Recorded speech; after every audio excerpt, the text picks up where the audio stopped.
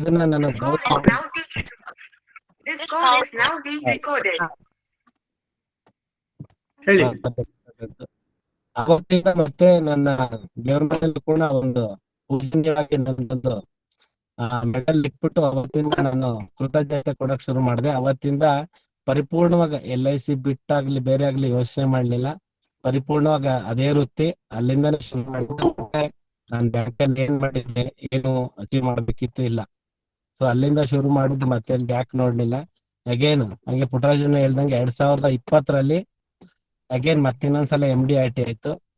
But ಅಷ್ಟೊತ್ತಿಗೆ ನಾನು ಇದ್ದಿದ್ದು ಬೆಂಗಳೂರು. ಏಜೆನ್ಸಿ ತಗೊಂಡಿದ್ದು ಆಕಸ್ಮಿಕವಾಗಿ ನಾಗಮಂಗಲ ಅಂದ್ರೆ ಕೇರ್ಪೇಟೆ ಮೇನ್ ಬ್ರಾಂಚ್. ಸೊ ಇಲ್ಲಿ ಅಷ್ಟೊತ್ತಿಗಾಗ್ಲೇ ಆಲ್ಮೋಸ್ಟ್ 450 ಪಾಲಿಸಿಗಳಾಗಿದ್ದು. ಆ ಟೈಮಲ್ಲಿ ಸರ್ವಿಸ್ ಕೊಡಕ್ಕೆ ತುಂಬಾ ತೊಂದರೆ ಆಗ್ತಾ ಇತ್ತು. ಸೊ ಪ್ರತಿಯೊಂದು ರಿವ್ಯೂವಲ್ ಇರ್ಲಿ, ಇಲ್ಲ ಏನೋ ಒಂದು ಲೋನ್ ಇರ್ಲಿ, ಇವೆಲ್ಲ ಕಷ್ಟ ಆಗ್ತಿತ್ತು. ಅಗೇನ್ ಮತ್ತೆ ರಿಕ್ವೆಸ್ಟ್ ಮೇಲೆ ನಾನು ಅಪ್ಲೈ ಮಾಡಿ ಅವ್ರಿಗೂ ಕಷ್ಟ ಆಯ್ತು. ಯಾಕೆಂದ್ರೆ ಅವರೇ ಹುಟ್ಟಾಕಿದ್ ಗಿಡ ಬಿಟ್ಕೊಡಕ್ ಅಷ್ಟು ಸುಲಭ ಆಗ್ಲಿಲ್ಲ. ಆದ್ರೂ ರಿಕ್ವೆಸ್ಟ್ ಮಾಡಿ ಸುಮಾರು 2 ವರ್ಷನೇ ಆಯ್ತು. ಅಲ್ಲಿಂದ 2021ರಲ್ಲಿ ನಾವು ವಿಜಯನಗರ ಶಾಖೆ ಇಲ್ಲಿ ತಗೊಂಡೆ. ಇಲ್ಲಿ ತಗೊಂಡಿದ್ದು ನಾನು ವಿಜಯನಗರ ಶಾಖೆಗೆ ಬಂದಿದ್ದು ನಾನು ನಿಜವಾಗ್ಲೂ ನನ್ನ ಸೌಭಾಗ್ಯ. ಯಾಕೆಂದ್ರೆ CLI ಚಾನಲ್ಗೆ ಒಂದು ರೂಪ ಕೊಟ್ಟಿದೆ. ಇವತ್ತು ಅಷ್ಟು ದೊಡ್ಡ ಚಾನಲ್ ಬೆಳೆಸ್ತಾ ಇದೆ ಅಂತ ಮಧ್ಯದಲ್ಲಿ ನಾನು ಇದೀವಿ. ಅಲ್ಲಿ ನನ್ಗೆ ಹಂಗ ಅನ್ನಿಸ್ತು, ಯಾಕೆ ತಗೋಬಾರ್ದು, ಇಲ್ಲಿ ನನ್ಗೆ ಯಾಕೆ ಮಾಡಬಾರ್ದು ಅಂತ ಹೇಳಿ ನನ್ಗೆ ಹಂಗ ಅನ್ನಿಸ್ತು. ಎಲ್ಲಾರ್ದು ಒಂದು ಆಟಿಟ್ಯೂಡ್ ಎಲ್ಲ ಆಲ್ಮೋಸ್ಟ್ ನಮ್ಮ ಮಂಡ್ಯ ಡಿಸ್ಟಿಕ್ ಅಲ್ಲಿ ಜಾಸ್ತಿ ಜನ ಇದ್ವಿ. ನಮ್ಮ ಪುಟ್ಟರಾಜಣ್ಣ, ಆನಂದಣ್ಣ, ಯೋಗಣ್ಣ, ಹಾಗೇನ್ ಕುಮಾರು, ಆಮೇಲೆ ನನ್ನ ಸ್ನೇಹಿತರು ಸುರೇಶ್, ಎಲ್ರು ಆ ಕಡೆ ಇದ್ವಿ. ಒಂದು ಸಪೋರ್ಟ್ ಸಿಗ್ತಾ ಇಲ್ಲ ಅಂದ್ರೆ ಅವ್ರ ಜೊತೆ ಒಡನಾಟ ಯಾಕೆ ಮಾಡಬಾರ್ದಂತ. ಅಗೇನ್ ಆ ಟೈಮಲ್ಲಿ ಇನ್ನೂ ಒಂದು ತಪ್ಪಾಗಿತ್ತು. ಆ ಟೈಮಲ್ಲಿ ಒಂದು ಏಜೆನ್ಸಿ ತಗೊಂಡು ಕೂಡ ಅಪಾಯಿಂಟ್ ಮಾಡಿದ್ವಿ, CLI ತಗೊಂಡಿದ್ವಿ. ಆಲ್ಮೋಸ್ಟ್ 26 ಮೆಂಬರ್ ಆಡ್ ಮಾಡಿದೀನಿ, ಅಂದ್ರೆ ಏಜೆಂಟ್ ಆಗಿ ಅಪಾಯಿಂಟ್ ಮಾಡಿದೀವಿ. ಇಡೀ ವರ್ಷ ಹೊರಟೋಗಿದೆ, ನೋಡಿದ್ರೆ ಕ್ಲಬ್ ಮೆಂಬರ್ ಹೊರಟೋಗ್ಬಿಟ್ಟಿದೆ.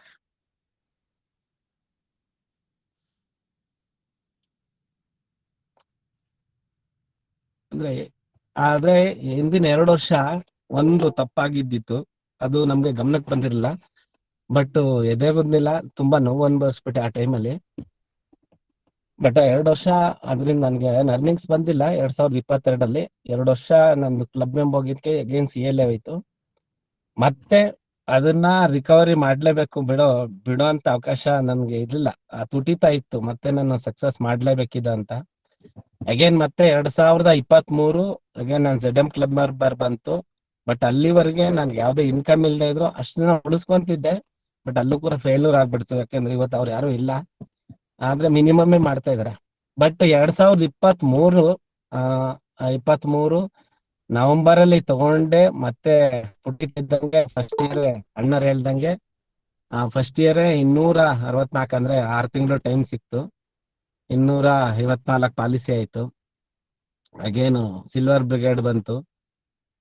ಇನ್ನ ನೆಕ್ಸ್ಟ್ ಇಯರ್ ಅಲ್ಲಿ ನನ್ಗೊಂದು ಅವಕಾಶ ಸಿಕ್ಕಿದಂದ್ರೆ ಭೀಮಾ ಸಖಿ.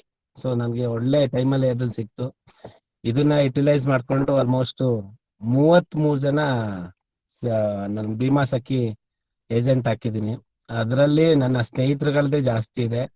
ಸೊ ಸ್ನೇಹಿತರುಗಳನ್ನ ಗುರುತಿಸಿ ಯಾರು ಅವ್ರ ವೈಫ್ ಅಲ್ಲಿ ಎಲಿಜಿಬಲ್ ಇದ್ದಾರೆ ಅಥವಾ ಅವ್ರ ಫ್ಯಾಮಿಲಿ ಎಲಿಜಿಬಲ್ ಇದ್ರೆ ಅವ್ರನ್ನ ಅಪಾಯಿಂಟ್ ಮಾಡಿ, ಸೊ ಅಗೇನ್ ಅವ್ರ ಥ್ರೂನಲ್ಲಿ ವರ್ಕ್ ಮಾಡ್ತಾ ಇದೀವಿ.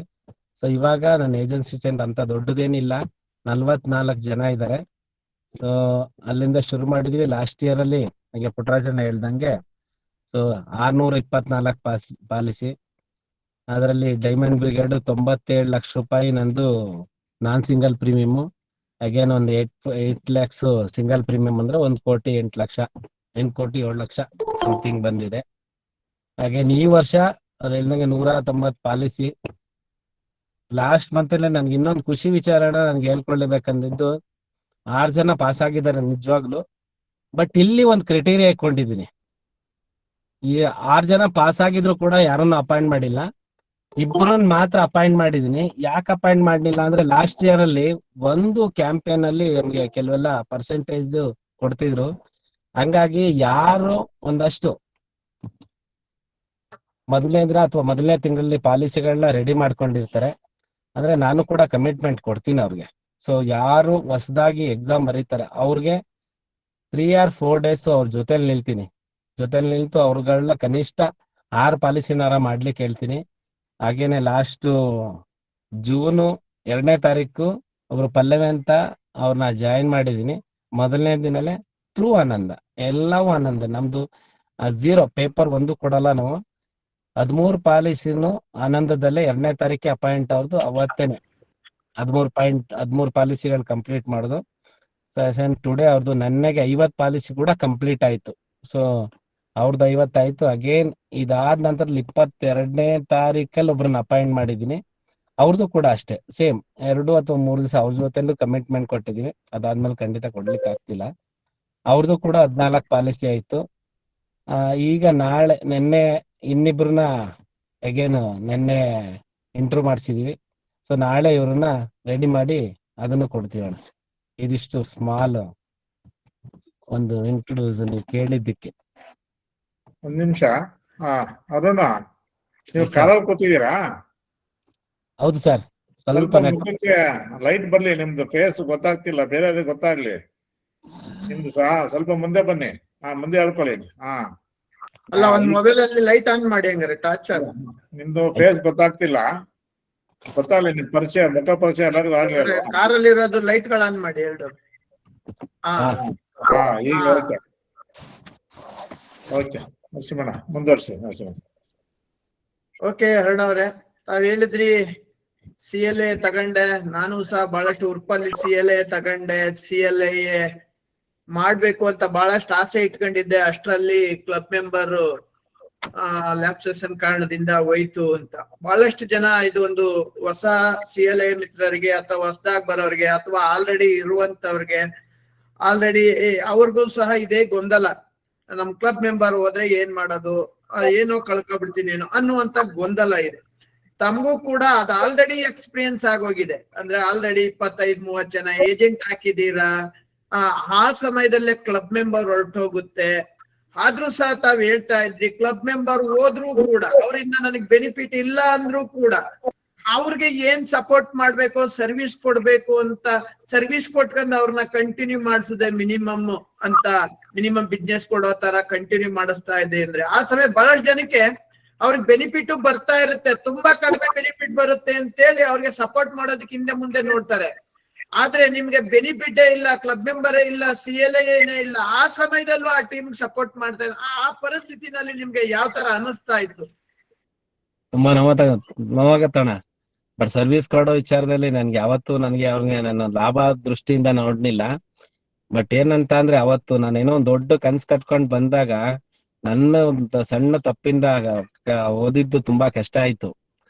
ಬಟ್ ಅಲ್ಲಿ ನನ್ನ ಇನ್ಕಮ್ ಖಂಡಿತ ನಾನು ನೋಡ್ಲಿಲ್ಲ ಅಣ್ಣ. ನನ್ನ ಒಂದು ಫೇಸ್ ವ್ಯಾಲ್ಯೂ, ನನ್ನ ಒಂದು ಮಾತು, ನನ್ನ ಮೇಲೆ ಒಂದು ಇಟ್ಟಂತ ನಂಬಿಕೆ, ಇದಷ್ಟೇ ನನ್ಗೆ ನೆನಪಿದ್ದಿದ್ದವ್ರೆ. ಇವನು ಒಂದು ಮಾತಿಗೆ ಬೆಲೆ ಕೊಟ್ಟು ಪ್ರತಿನಿಧಿ ಆಗಿದ್ದಾರೆ. ಸೊ ಆ ಮಾತಿಗೆ ಬೆಲೆ ಕೊಡ್ಬೇಕು, ಅವ್ರನ್ನ ಉಳಿಸ್ಕೊಳ್ಳೇಬೇಕು. ಅವ್ರನ್ನ ನಾಳೆ ಇಲ್ಲ ನಾಡಿದ್ದು ಅಥವಾ 1 or 2 years ಇರ್ಲಿ ಪರವಾಗಿಲ್ಲ. ಸೊ ಏನೇ ಆಗ್ಲಿ ಅವ್ರನ್ನ ಕರ್ಕೊಂಡ್ ಬಂದೇಣ. 2 ವರ್ಷ ಅವ್ರಿಗೆ ಯಾವುದೇ ಇನ್ಕಮ್, ಫಸ್ಟ್ ಇಯರ್ ಅಷ್ಟೇ, ಫಸ್ಟ್ ಇಯರ್ ನಾವು ಯಾವುದೇ ಇನ್ಕಮ್ ತಗೊಳ್ಳಿಲ್ಲ. 2 ವರ್ಷ ಕೂಡ ನಾವ್ ಯಾವುದೇ ಇನ್ಕಮ್ ಎಕ್ಸ್ಪೆಕ್ಟ್ ಮಾಡ್ಲಿಲ್ಲ ಅವ್ರ ಕಡೆಯಿಂದ.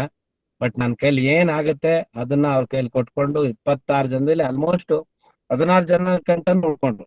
10 ಜನ ಹೋಗ್ಬಿಟ್ರು ಆ ಟೈಮಲ್ಲಿ, 16 ಜನ ಅಂತೂ ಉಳ್ಕೊಂಡ್ರು. ಸೊ ಅವ್ರು ಕೂಡ ಇವತ್ತಿದ್ದಾರೆ. ಬಟ್ ಅಲ್ಲಿ ಒಂದು ಹಿನ್ನಡೆ ಏನಾಯ್ತು ಅಂದ್ರೆ, ಅವರು ಮಿನಿಮಮ್ ಆ ಟೈಮಲ್ಲಿ ಸ್ವಲ್ಪ ಮಿನಿಮಮ್ ಬಂದ್ರು. ಇವಾಗ ಸ್ವಲ್ಪ ಅವ್ರನ್ನ ರಿಕವರಿ ಮಾಡೋದ್ ಕಷ್ಟ ಆಗ್ತದೆ. ಆಲ್ಮೋಸ್ಟ್ ಎಲ್ರು ಹೊಸಬ್ರೆ ವರ್ಕ್ ಮಾಡ್ತಿದ್ದಾರೆ ಬಿಟ್ರೆ ಅವರೆಲ್ಲ ಮಿನಿಮಮ್ ಅಲ್ಲಿ ಇದಾರೆ. ಬಟ್ ಈ ಹೊಸಬ್ರು ಏನ್ ಇದಾರೆ ಅಣ್ಣ, ಆ ಹೊಸಬ್ರು ಬರೋ ಸ್ಪೀಡ್ಗೆ ಖಂಡಿತವಾಗ್ಲೂ ಇವತ್ತಿಲ್ಲ ನಾಳೆ ಅವರು ಪುಟ್ಟಿದ್ ಹೇಳ್ತಾರೆ. 100% ಏನಿಲ್ಲ. ಬಟ್ ನಿಮ್ಮ ಮಾತಿಗೆ ಏನಂದ್ರೆ, ಅವತ್ತು ನಾನು ಯಾವ್ದು ಬೆನಿಫಿಟ್ ನೋಡಿಲ್ಲ. ನನ್ನ ಒಂದು ಮಾತಿಗೆ ಅವ್ರು ಬೆಲೆ ಕೊಟ್ಟು ಬಂದಿದ್ದಾರೆ. ಸೊ ನಾನು ಏನ್ ಕನಸು ಕಟ್ಕೊಂಡಿದೀನಿ ಅವ್ರನ್ನ, ಅವರು ಸೆಂಚುರಿನ್ ಇರ್ಲಿ ಅಥವಾ ಫೈನಾನ್ಷಿಯಲಿ ಗೋಲ್ ಇರ್ಲಿ, ಅವ್ರ MD ಆಟ್ ಇರ್ಲಿ, ಇವತ್ತು ನಾನು ಅದನ್ನ ಹೇಳ್ತೀನಿ. ಅವ್ರ ಕೆಪಬಲ್ ನನಗೆ ಗೊತ್ತಿದೆ. ಸೊ ಇವತ್ತು ಆ ಕೆಲಸನ ನಾನು ಮಾಡ್ತೀನಿ, ಉರುದಿಸ್ತೀನಿ. ಅವತ್ತೇನು ಎಕ್ಸ್ಪೆಕ್ಟೇಷನ್ ಇಲ್ದೇನೆ ಸರ್ವಿಸ್ ಕೊಟ್ಟೆ ಅಣ್ಣ, ಅದಷ್ಟೇ ನಂದು. ಸರ್ವಿಸ್ ಕೊಟ್ರಿ, ಉಳಿಸ್ಕೊಂಡ್ರಿ. ಬಹಳಷ್ಟು ಜನಕ್ಕೆ ಈಗ ಆಲ್ರೆಡಿ ಇರೋ CLA ಬೇಡಪ್ಪ ಅನ್ನುವಂತ ದೃಷ್ಟಿಲಿ ಇರ್ಬೇಕಾದ್ರೆ ಆಲ್ರೆಡಿ ಒಂದ್ಸಾರಿ ನೋವು ತಿಂದ್ರು ಮತ್ತೆ CLA ತಗೋಬೇಕು ಅಂತ ಯಾಕೆ ಅನಿಸ್ತು? ಇಲ್ಲ ಅಣ್ಣ, ನಾನಿವತ್ತೇನೇ ಆದ್ರೂನು ಆ ಬ್ಲೇಮಿಂಗ್ ನನ್ ಮೇಲೆ ಹಾಕೊಳ್ಳಕ್ಕೆ ಟ್ರೈ ಮಾಡ್ತೀನಿ. ಯಾಕೆಂದ್ರೆ ಸೊ ನಾವೇನೋ ಒಂದ್ ಸಕ್ಸಸ್ ಆಗ್ಬೇಕಂದ್ರೆ ನಮ್ಮಿಂದನೇ ಮಾತ್ರ ಸಾಧ್ಯ. ಹಂಗೆ ಏನೋ ಒಂದ್ ತಪ್ಪಾಗಿದೆ ಅಂತ ಹುಡುಕು ನೋಡಿದಾಗ ನನ್ನಿಂದನೇ ಆಗಿದೆ. ಕ್ಲಬ್ ಮೆಂಬರ್ ಕಳ್ಕೊಳ್ಬೇಕಾಗಿದ್ದು ಬೇರೆ ನನ್ನ ಸಂಸ್ಥೆನ ಅಥವಾ ಬೇರೆ ಯಾರು ಮಾಡಿದ್ದಲ್ಲ. ನಾನ್ ಆ ಟೈಮಲ್ಲಿ ತಪ್ಪಾಗಿದ್ದಕ್ಕೆ ಹೋಗಿದೆ, ಸರಿಯಾಗಿದ್ದಿದ್ರೆ ಅದು ಹೋಗ್ತಾ ಇರ್ಲಿಲ್ಲ. ಸೊ ಆ ತಪ್ಪನ ತಿದ್ಕೊಂಡೆ ಅಷ್ಟೇ.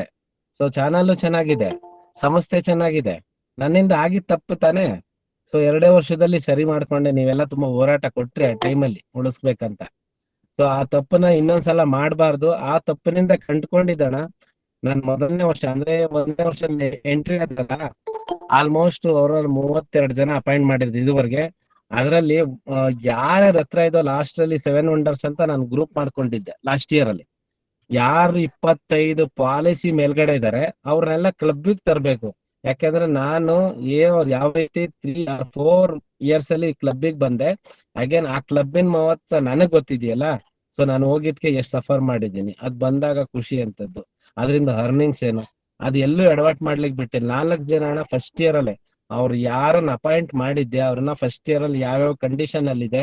ಯಾಕಂದ್ರೆ ಕ್ಲಬ್ ಮೆಂಬರ್ಗೆ ತುಂಬಾ ಜನ ಇಲ್ಲಿ ತುಂಬಾ ತಿಳ್ಕೊಂಡಿರೋದೆ, ಅಲ್ಪ ಸ್ವಲ್ಪ ಏನೇನೋ ಏನ್ ತಿಳ್ಕೊಳ್ಬೇಕು ಬೇಸಿಕ್ ಆಗಿ ಎಲ್ಲಾನು ತಿಳ್ಕೊಂಡು ಯಾರನ್ನು ಬಿಡ. ಹತ್ರ ಇದ್ರೆ ಯಾರ್ದು ಪರ್ಸೆಂಟೇಜ್ ಏನಿದೆ, ಸೊ ಅವ್ರಿಗೆ ಇನ್ನ ಲೈವ್ಸ್ ಇನ್ ಎಷ್ಟ್ ಬೇಕಾಗಿದೆ, ಲ್ಯಾಬ್ ಸೆಷನ್ ಎಷ್ಟಾಗಿದೆ ಎಲ್ಲಾನು ನೋಡ್ಕೊಂಡು 4 ಜನನು BM ಕ್ಲಬ್ ಮೆಂಬರ್ಗೆ ಎಂಟ್ರಿ ಕೊಡ್ಸಿದೀನಿ ಲಾಸ್ಟ್ ಇಯರ್ಲಿ. ಆ ತಪ್ಪಿನ ತಿಳುವಳಿಕೆಗೆ ನನ್ ಮಕ್ಳಿಗೆ ಹೇಳ್ಕೊಡ್ಲಿಕ್ಕೆ ಸರಿ ಹೋಯ್ತು.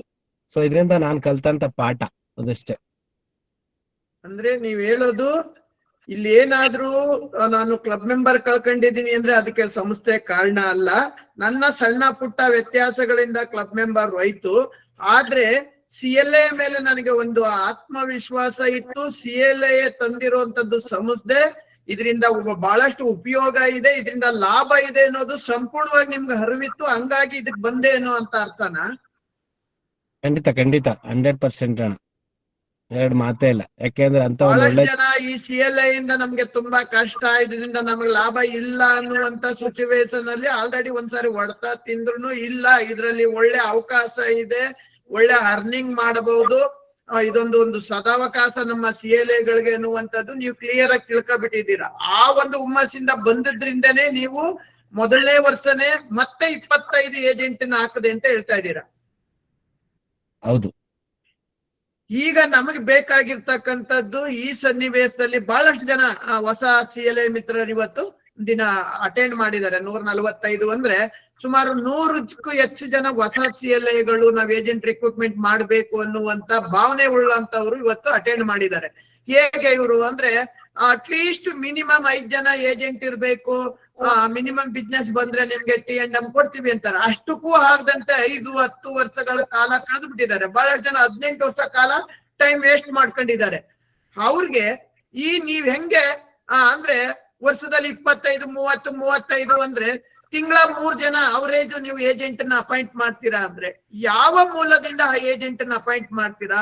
ಅವ್ರ ಅಪಾಯಿಂಟ್ ಮಾಡಕ್ ಹೋದಾಗ ಯಾವ ವಿಚಾರಗಳನ್ನ ಹೇಳ್ತೀರಾ? ಯಾಕಂದ್ರೆ ನಾವು ಬಹಳಷ್ಟು ಜನಕ್ಕ ಹತ್ರ ಹೋದಾಗ ಅವರು ಏಜೆನ್ಸಿನ ಬೇಡ ಅಂತ ಮಾತನ್ನ ಹೇಳ್ತಾರೆ. ಆದ್ರೆ ನೀವು ಹೋದಾಗ ಅವ್ರು ಕೇಳೋ ಕ್ವಶನ್ ಏನಿರುತ್ತೆ ಅದಕ್ಕೆ ನೀವೇನ್ ಆನ್ಸರ್ ಮಾಡ್ತೀರಾ? ಎಸ್ ಅಣ್ಣ, ನೀವು ಇದ್ರೊಳಗಡೆ ಒಂದೇ ಕ್ವಶನ್ ಅಲ್ಲಿ 3 ಪಾಯಿಂಟ್ ಕೇಳಿದ್ರಿ. ಅದರಲ್ಲಿ ಒಂದು ಯಾವ ಮೂಲದಿಂದ ತಗೊಂಡ್ ಬರ್ತೀರಾ, ಮತ್ತೆ ನಿಮ್ ಮೂಲ ಉದ್ದೇಶ ಏನಿದೆ, ಎಲ್ಲಿ ಕೊಡ್ತೀರಾ ಅಂತ. ಎಸ್, ನಿಮ್ಮ ಹತ್ರನೇ ಒಂದು ಶೇರಿಂಗ್ ಮಾಡಿದ್ದು, ಅದನ್ನೇ ಇವತ್ತು ಕೂಡ ಅಳವಡಿಸ್ಕೊಂಡಿದೀನಿ. ಒನ್ ಟೈಮ್ ಅಲ್ಲಿ ಕುತ್ಕೊಂಡು ಮಾತಾಡ್ಬೇಕಾದ್ರೆ ನಿಮ್ಮ ಹತ್ರನೇ ಒಂದು ಕೇಳಿದ್ರಿ. ಸೊ ಏನಂತ, ಅಣ್ಣ ನಾನ್ ಹೆಂಗ್ ಸಕ್ಸಸ್ ಆಗೋದಂತ ನೀವೊಂದ್ ಕ್ವಶನ್ ಕೇಳಿದ್ರಿ, ನೀನ್ ಏನ್ ಅನ್ಕೊಂಡ್ ಬಂದಿದ್ಯಪ್ಪ ಇಲ್ಲಿ ಅಂತ. ಸೊ ನಾನು ಈಸಿಯಾಗಿ ನಾನ್ ಹೆಂಗ್ ಸಕ್ಸಸ್ ಆದೆ ಅದೇ ತರ ಅನ್ಕೊಂಡೆ ನಾನು ಬಂದಿದ್ದು. ಆದ್ರೆ ಒಂದು ಶೇರಿಂಗ್ ಮಾಡಿದೆ ನಿಮ್ಮ ಹತ್ರ, ನನ್ನಂತರು ಅಂದ್ರೆ ನನ್ನ ಟೀಮ್ ಅಲ್ಲಿ 10 ಜನ ಇರ್ಬೇಕಣ್ಣ, ನನ್ನಂತರ 10 ಜನ ಇರ್ಬೇಕಂತ ನಿಮ್ಮ ಹತ್ರನೇ ಶೇರ್ ಮಾಡಿದೆ. ಅವಾಗ ನೀವ್ ಹೇಳಿದ್ ಒಂದ್ ಮಾತು, ನೀವ್ ಏನ್ ಮಾಡ್ಬೇಕಂತ, ನಿನ್ನಂತ 10 ಜನ ಬೇಕಂದ್ರೆ 20 ಜನನ ಅಪಾಯಿಂಟ್ ಮಾಡು. 20 ಜನನ ಅಪಾಯಿಂಟ್ ಮಾಡಿದ್ರೆ ಒಬ್ರು ನಿನ್ನಂತರ ಸಿಗ್ತಾರೆ, ಒಬ್ರು ಯಾರು MDRT ಮಾಡೋಂತರ ಸಿಗ್ತಾರೆ. ಮತ್ತೆ ಇನ್ನು 19 ಜನ ಏನ್ ಮಾಡೋದಂತ ಕೇಳಿದೆ. ನೋಡಪ್ಪ 19 ಜನದಲ್ಲಿ 7-8 ಜನನು ಅಥವಾ ಮಿನಿಮಮ್ ಮಾಡ್ದೇನೆ ಹೋಗ್ಬೋದು. ಸೊ ಅವ್ರ ಬಗ್ಗೆನೂ ತಲೆ ಕೆಡ್ಸ್ಕೊಳಂಗಿಲ್ಲ. ಇನ್ನ ಒಂದ್ 7-8 ಜನ ಆಲ್ಮೋಸ್ಟ್ ಒಂದ್ ಮಿನಿಮಮ್ 12, 15, 20 ಇಲ್ಲಿಗೆ ಬರ್ಬೋದು. ಇನ್ನೊಂದು 3-4 ಜನ 50-60 ಈ ರೇಂಜ್ ಅಲ್ಲಿ ಬರ್ತಾರೆ. ಬಟ್ ನೀವಂತ ಬರ್ಬೇಕಂದ್ರೆ ಸೊ 20 ಜನದಲ್ಲಿ ಒಬ್ರು ಉಳ್ಕೋತಾರೆ ಅಂದ್ರೆ ನಾನು ಆಗ್ಲೂ ಕೇಳಿದೆ. ಹಾಗಿದ್ರೆ ನನ್ಗೆ 10 ಜನ ಬೇಕಂದ್ರೆ 200 ಜನ ಅಪಾಯಿಂಟ್ ಮಾಡ್ಬೇಕಾ ಅಂತ. ಹೌದು, 200 ಜನ ಅಪಾಯಿಂಟ್ ಮಾಡ್ಬೇಕು ಅಂತ ಹೇಳಿದ್ರಿ. ಇವತ್ತು ಕೂಡ ಅದನ್ನ ಅಳವಡಿಸ್ಕೊಂಡಿದ್ದೀನಿ. ನಾನು 20 ಜನ ಮಾಡಿದ್ರೆ ಒಬ್ರು ಉಳ್ಕೋತಾರೆ. ಸೊ ಈ ಕೆಲವರೆಲ್ಲ ಡ್ರಾಪ್ ಆಗ್ತಾರೆ ಅಂತಾನು ಇಷ್ಟಲ್ಲೇ ನನಗೆ ಗೊತ್ತಾಗಿದೆ. ಹಂಗಾಗಿ ನಾನು ಯಾಕೆ ತಲೆ ಕೆಡಿಸ್ಕೊಳ್ಳಿ, ಡ್ರಾಪ್ ಆಗೋ ಬಗ್ಗೆ ಖಂಡಿತ ಇವತ್ತು ಚಿಂತೆ ಮಾಡಿಲ್ಲ. ಇನ್ನೊಂದು ವಿಚಾರ, ಇನ್ನ ನೆಕ್ಸ್ಟ್ ಕ್ವಶನ್ ಅಲ್ಲಿ ಯಾವ ಮೂಲದಿಂದ ತಗೊಂಡ್ ಬರ್ತೀರಿ ಮತ್ತೆ ಹೇಗೆ ತಗೊಂಡ್ ಬರ್ತೀನಿ ಅಂತ. ಸೊ ಒಂದು ಇದ್ರಲ್ಲಿ ಹೇಗೆ ಮತ್ತೆ ನಿಮ್ದೇ ಒಂದ್ ಪಾಯಿಂಟ್, ಯಾವ ಮೂಲದಿಂದ ಆದ್ರೆ ನಾನು ನೋಡಿದ್ದು ಕಂಪ್ಲೀಟ್ ಇಲ್ಲಿ ಬ್ಲೈಂಡ್ ಇಲ್ಲ ಅಣ್ಣ, ಇಂಥವ್ರಿಗೆ ಕೊಡ್ತೀವಿ, ಇಂಥವ್ರಿಗೆ ನಾವು ಏಜೆಂಟ್ ಕೊಡ್ಬೇಕು ಅಂತದ್ದು ಬೇರೆ ನನ್ನ ಹತ್ರ ಏನಿಲ್ಲ. ಅವ್ರು ಪಾಲಿಸಿ ತಗೊಂಡ್ರೆ ಇರ್ಲಿ ಅಥವಾ ರಿಲೇಷನ್ ಇರ್ಲಿ ಅಥವಾ ರಿಲೇಷನ್ ಅಲ್ಲದೆ ಇರ್ಲಿ, ಹೊಸಬ್ರು ಇರ್ಲಿ ಅಥವಾ ನಮ್ಮ ಫ್ರೆಂಡ್ಸ್ ಇರ್ಲಿ ಅಥವಾ ಹೊಸಬ್ರು ಇರ್ಲಿ, ಅಂದ್ರೆ ಹೋಗೋ ಪರಿಚಯನೇ. ಇವಾಗಂತೂ ಪಾಲಿಸಿ ಕೇಳಕ್ ಹೋಗ್ತಾ ಇಲ್ಲ. ಎಲ್ಲಾರು ಯಾರನ್ನೇ ಮಾತಾಡ್ಸಿದ್ರು ನನ್ ಕಂಡ್ರವರೆಲ್ಲ ಏಜೆನ್ಸಿ ತರಾನೇ ಕಾಣ್ತಾರೆ. ಸೊ ಹಾಗಾಗಿ ಇಲ್ಲಿ ಯಾವ್ದು ಒಂದು ಏನು ಬಾರ್ಡರ್ ನಿಕ್ಕೊಂಡಿಲ್ಲ. ನನ್ನ ಹತ್ರ 3 ಜನ ಇಂಜಿನಿಯರ್ ಇದ್ದಾರೆ, ಒಬ್ರು CI ಇದ್ದಾರೆ, ಒಬ್ರು PhD ಮಾಡಿದ್ದಾರೆ, ಹಾಗೇನೆ ಮಿನಿಮಮ್ SLC ಮಾಡೋರು 5-6 ಜನ ಇದ್ದಾರೆ. ಸೊ ಇಲ್ಲಿ ಯಾವುದೇ ಕ್ರೈಟೀರಿಯಾ ಇಟ್ಕೊಂಡಿಲ್ಲ, ಇಂಥವ್ರಿಗೆ ಕೊಡ್ಬೇಕು, ಇಂಥ ರಿಲೇಷನ್ ಕೊಡ್ಬೇಕು, ಇಂಥ ಉದ್ಯೋಗದಲ್ಲಿ ಕೊಡ್ಬೇಕು, ಎಕ್ಸ್ಪೀರಿಯನ್ಸ್ ಕೊಡ್ಬೇಕು. ಬ್ಲೈಂಡ್ ಆಗಿ ಕೊಡ್ತೀನಿ, ಸಾಧ್ಯ ಆದಷ್ಟು ಅವ್ರಿಗೆ ಶೇರ್ ಮಾಡ್ತೀನಿ. ಸೊ ಇದು 2ನೇ ವಿಚಾರ. ಅಗೇನು ಇನ್ನೊಂದು ಕ್ವಶನ್ ಕೇಳಿದ್ರಿ, ಹೆಂಗೆ ಅವ್ರನ್ನ ಮೋಟಿವ್ ಮಾಡಿ ತಗೊಬರ್ತೀರಿ ಅಂತ. ನಾನು ಎಲ್ಲೇ ಹೋದ್ರು ಅಣ್ಣ ಆಲ್ಮೋಸ್ಟ್ ನನ್ ಕಸ್ಟಮರ್ ಇದ್ರೆ ಅಥವಾ ಬೇರೆಯವ್ರಿದ್ರೆ ಒಂದು ಪ್ಲಾನ್ ನ ಆಸ್ ಇಟ್ ಈಸ್ ಕಸ್ಟಮರ್ ಹೇಗೆ ಕೊಡ್ತೀವಿ ನಾವು, ಸೇಮ್ ಥಿಂಗ್, ಏನು ಚೇಂಜಸ್ ಮಾಡಲ್ಲ. ಫಾರ್ ಎಕ್ಸಾಂಪಲ್ ನಂದೇ ಕಸ್ಟಮರ್ ಇದ್ದಾರೆ, ನಂದೇ ಕಸ್ಟಮರ್ ಯಾವ್ದೋ ಒಂದು ಜೀವನ್ ಲಾಭ ಕೊಟ್ಟಿದ್ದೀನಿ ಅಥವಾ ಉತ್ಸವ ಕೊಟ್ಟಿದ್ದೀನಿ ಆಲ್ರೆಡಿ, ಅಥವಾ ಇನ್ನೊಂದ್ ಯಾವ್ದೋ ಪ್ಲಾನ್ ಕೊಟ್ಟಿದ್ದೀನಿ. ಅದೇ ಬಾಂಡ್ ತಗೊಂತೀನಿ, ಅದೇ ಬಾಂಡ್ ತಗೊಂಡು ನನ್ನ ರೇಟಿಂಗ್ ಅಣ್ಣ, ನಮ್ದು ಅವತ್ತು ನಂದು ಡ್ರಾಯಿಂಗ್ ಶೀಟ್ ಅಲ್ಲೇ ನಮ್ಮ ಮಕ್ಳು ಅಷ್ಟೇ ಹೇಳ್ಕೊಟ್ಟಿರೋದು, ಅವ್ರಿಗೆ ಬಿತ್ತು ರೇಟಿಂಗ್ ಅಲ್ಲೇ ಬರೆದು ಪ್ರೆಸೆಂಟೇಶನ್ ಕೊಡ್ಬೇಕು. ಸೇಮ್ ಥಿಂಗ್ ಆ ಪ್ರೆಸೆಂಟೇಶನ್ ಕಸ್ಟಮರ್ ಆಗಿ ನಾನು ಫಸ್ಟ್ ಪಿಚ್ ಮಾಡ್ತೀನಿ ಅವ್ರನ್ನ. ಆ ಕಸ್ಟಮರ್ ಒಂದು ಜೀವನ ಲಕ್ಷ್ಯ ಅದ್ರಲ್ಲಿ ಮ್ಯಾಕ್ಸಿಮಮ್ ನಾನು ತಗೊಳ್ಳೋದು, ಏನಾರ ಏಜೆನ್ಸಿ ಮಾಡ್ಬೇಕಂದ್ರೆ ಜೀವನ ಲಕ್ಷ್ಯ ಪ್ಲಾನ್ ಆದಷ್ಟು ಚೂಸ್ ಮಾಡ್ತೀನಿ. ಆ ಪ್ಲಾನ್ ನ ನೀಟಾಗಿ ಬೆನಿಫಿಟ್ಸ್ ಎಲ್ಲ ಹೇಳಿದ ನಂತರದಲ್ಲಿ, ಅದಾದ್ಮೇಲೆ ಆ ಬೆನಿಫಿಟ್ಸ್ ಎಸ್ ಈ ಪಾಲಿಸಿ ಹೇಗಿದೆ ಅಂತ ಕೇಳಿದ ನಂತರದಲ್ಲಿ ಅವಾಗ ಕೇಳ್ತೀನಿ, ಈಗ ನಾನು ಹೇಳಿದ್ದು ಆಸ್ ಎ ಕಸ್ಟಮರ್ ಆಗಿ ನಾನು ನಿಮ್ಗೊಂದು ಅಪ್ರೋಚ್ ಕೊಡ್ಲಿಕ್ಕೆ ಅಂತ ಬಂದಿದ್ದೀನಿ. ಯಾಕೆ ನೀವು ಒಂದು ಏಜೆಂಟ್ ಆಗ್ಬೋದು, ಏಜೆಂಟ್ ಯಾಕೆ ಆಗ್ಬಾರ್ದು? ವಾಯ್ಸ್ ಬ್ರೇಕ್ ಆಗ್ತಿದೆ. ವಾಯ್ಸ್ ನಿಮ್ದು 2 ಮೊಬೈಲ್ ಇದೆಯಾ? ಈಗ ಇರೋದು ಯಾವ ನೆಟ್ವರ್ಕ್ ಅಲ್ಲಿ ಮಾತಾಡ್ತಾ ಇದ್ದೀರಾ? ಬೇರೆ ಇನ್ನೊಂದು ನೆಟ್ವರ್ಕ್ ಇದ್ರೆ ಅದಕ್ಕೆ ಚೇಂಜ್ ಮಾಡ್ಕೋಬೋದಾ? ವಾಯ್ಸ್ ಬ್ರೇಕ್ ಆಗಿ ಬರ್ತದೆ.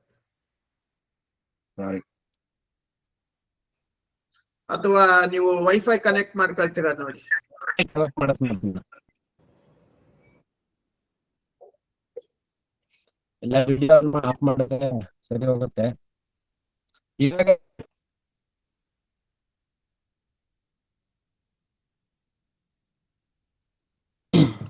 ಕೇಳ್ಸತ್ತಾ? ಮಾತಾಡಿ. ಸೊ ನಾನು ಹೇಳ್ತಾ ಇದ್ದಿದ್ದು, ಆ ಒಂದ್ ಜೀವನ್ ಲಕ್ಷ್ಯ ಪ್ಲಾನ್ ಆಸ್ ಎ ಕಸ್ಟಮರ್ ಆಗಿ ಅವ್ರಿಗೆ ನಿಜವಾಗ್ಲೂ ಇಷ್ಟ ಆಗುತ್ತೆ. ಇಂಥದ್ದೇ ಟೈಮ್ ಅಲ್ಲಿ ಅದೇ ಒಂದ್ ಜೀವನ್ ಲಕ್ಷ್ಯ ಪಾಲಿಸಿನ ನೀವು ಪಾಲಿಸಿ ಮಾಡೋದ್ರಿಂದ, ಅಂದ್ರೆ ಏಜೆಂಟ್ ಆಗಿ ಮಾಡೋದ್ರಿಂದ ಏನ್ ಬೆನಿಫಿಟ್ಸ್ ಬರುತ್ತೆ ಅಂತೇಳಿ ನಾನು ಬಿಡಿಬಿಡಿಯಾಗಿ, ಅಂದ್ರೆ 1ನೇ ವರ್ಷ ಏನ್ ಬರುತ್ತೆ ಅದಕ್ಕೆ ಮತ್ತೆ ಸ್ಟೇ ಫಂಡ್ ಹಂಗೆ ಹೆಂಗ್ ವರ್ಕೌಟ್ ಆಗುತ್ತೆ, ಮತ್ತೆ 2ನೇ ವರ್ಷ ನಿಮ್ಗೆ ಹೆಂಗ್ ಬರುತ್ತೆ, ಮತ್ತೆ 3ನೇ ವರ್ಷದಿಂದ ಅಥವಾ 5ನೇ ವರ್ಷದಿಂದ ನಮ್ದು ಏನ್ 5% ಬಂದಾಗ ಹೆಂಗ್ ವರ್ಕೌಟ್ ಆಗುತ್ತೆ. ಸೊ ಈ ಬೆನಿಫಿಟ್ಸ್ ಹೇಳ್ತೀನಿ. ಜೊತೆಗೆ ಯಾರೇ ಡಿಗ್ರಿ ಓದಿಲ್ಲ ಅಥವಾ ಗ್ರಾಜುಯೇಷನ್ ಯಾರಾದ್ರೂ ನನ್ ಕಣ್ಣಿಗೆ ಬಿದ್ಬಿಟ್ರೆ ಕೇಳಿರ್ತೀನಲ್ಲ, ಅವ್ರಿಗೆ ವಿತ್ ಒಂದು ಅಪಾಯಿಂಟ್ಮೆಂಟ್ ಆಗುವಂತ ಅವಕಾಶ ಕೂಡ ಇದೆ ಅಂತ ಅದೊಂದು ಲಾಸ್ಟ್ ಅಲ್ಲಿ ಒಂದು ಬೆನಿಫಿಟ್ ಹೇಳ್ತೀನಿ. ಯಾಕೆಂದ್ರೆ ನಮ್ಮ LIC ವೃತ್ತಿನಲ್ಲಿ ಪ್ರತಿನಿಧಿಯಾಗಿ ನೀವು ಮುಂದುವರ್ಕೊಂಡು 5 ವರ್ಷ ಕಂಪ್ಲೀಟ್ ಆಗಿದ್ರೆ ಒಂದು ಏನು ಅಪಾಯಿಂಟ್ಮೆಂಟ್ ಗೆ ನಮ್ಮಲ್ಲಿ ಕಾಲ್ಫಾರ್ ಮಾಡಿದಾಗ ನೀವು ಅಲ್ಲಿ ಕೂಡ ನೀವು ಅವಕಾಶ ಇದೆ, ನೀವು ಬೇಕಾದ್ರೆ ಅಪಾಯಿಂಟ್ ಕೂಡ ಹೋಗ್ಬೋದು. ಅಂದ್ರೆ ಅದರಲ್ಲಿ ಸಣ್ಣದೊಂದು ಕ್ರೈಟೀರಿಯಾ ಇರುತ್ತೆ, ಎಕ್ಸಾಮ್ ಸ್ಕಿಪ್ ಆಗುತ್ತೆ, ಒಂದು ಇಂಟ್ರೂ ಆಗಿ ಹೋಗ್ಬೋದು, ಈ ತರ ಬೆನಿಫಿಟ್ಸ್ ಇರುತ್ತೆ ಅಂತ ಈ ತರ ಪಿಚ್ ಮಾಡಿ ಕೊಡ್ತೀನಿ. ಸಾಮಾನ್ಯ ಇದ್ರಲ್ಲಿ ಒಂದು 50% ರಿಸಲ್ಟ್ ಸಿಗುತ್ತೆ ಈ ಒಂದು ಪ್ರೋಸೆಸ್ ಅಲ್ಲಿ. ಅದಕ್ಕೆ ಮುಂದೆ ನೀವು ಅರುಣ್ ಕುಮಾರ್ ಅವರು ತಾವ್ಯಾರನ್ನು ಜಾಗ ಏನಾರು ಒಂದ್ ಸ್ವಲ್ಪ ಚೇಂಜ್ ಮಾಡ್ಕೋಬೋದಾ ಮುಂದೆ? ಕ್ಲಾರಿಟಿ ಕರೆಕ್ಟ್ ಬರ್ತಾ ಇಲ್ಲ. ನೆಟ್ವರ್ಕ್ ಸಿಗ್ತಾ ಇಲ್ಲ ಅನ್ಸುತ್ತೆ ಅದು. ಒಂದ್ 5 ನಿಮಿಷ ಟೈಮ್ ಕೊಡ್ತೀರಾ? ಇಲ್ಲ, ಗ್ಲಾಸ್ ಏನಾದ್ರು ಇಳಿಸ್ತೀರಾ? ಇಲ್ಲ ಸರ್, ನರಸಿಂಹಯ್ಯ ಸರ್, ನೀವು ಒಂದ್ 2 ನಿಮಿಷ ಹಂಗೆ ಮಾತಾಡ್ತಾ ಇರ್ಲಿ, ಅವ್ರು ಮುಂದಕ್ಕೆ ಮೂವ್ ಮಾಡಿರ್ಬೇಕಾರೆ. ಅವ್ರು ಒಂದ್ ಸ್ವಲ್ಪ ನೆಟ್ವರ್ಕ್ ಇಶ್ಯೂಸ್ ಸರಿ ಮಾಡ್ಕೊಳ್ತಾರೆ ಸ್ನೇಹಿತರೆ. ಸ್ವಲ್ಪ ಇದ್ರ ಬಗ್ಗೆ ಕೋಲ್ಕತ್ತಾ ಬಗ್ಗೆ ಮಾತಾಡಿ ನರಸಿಂಹಣ್ಣ.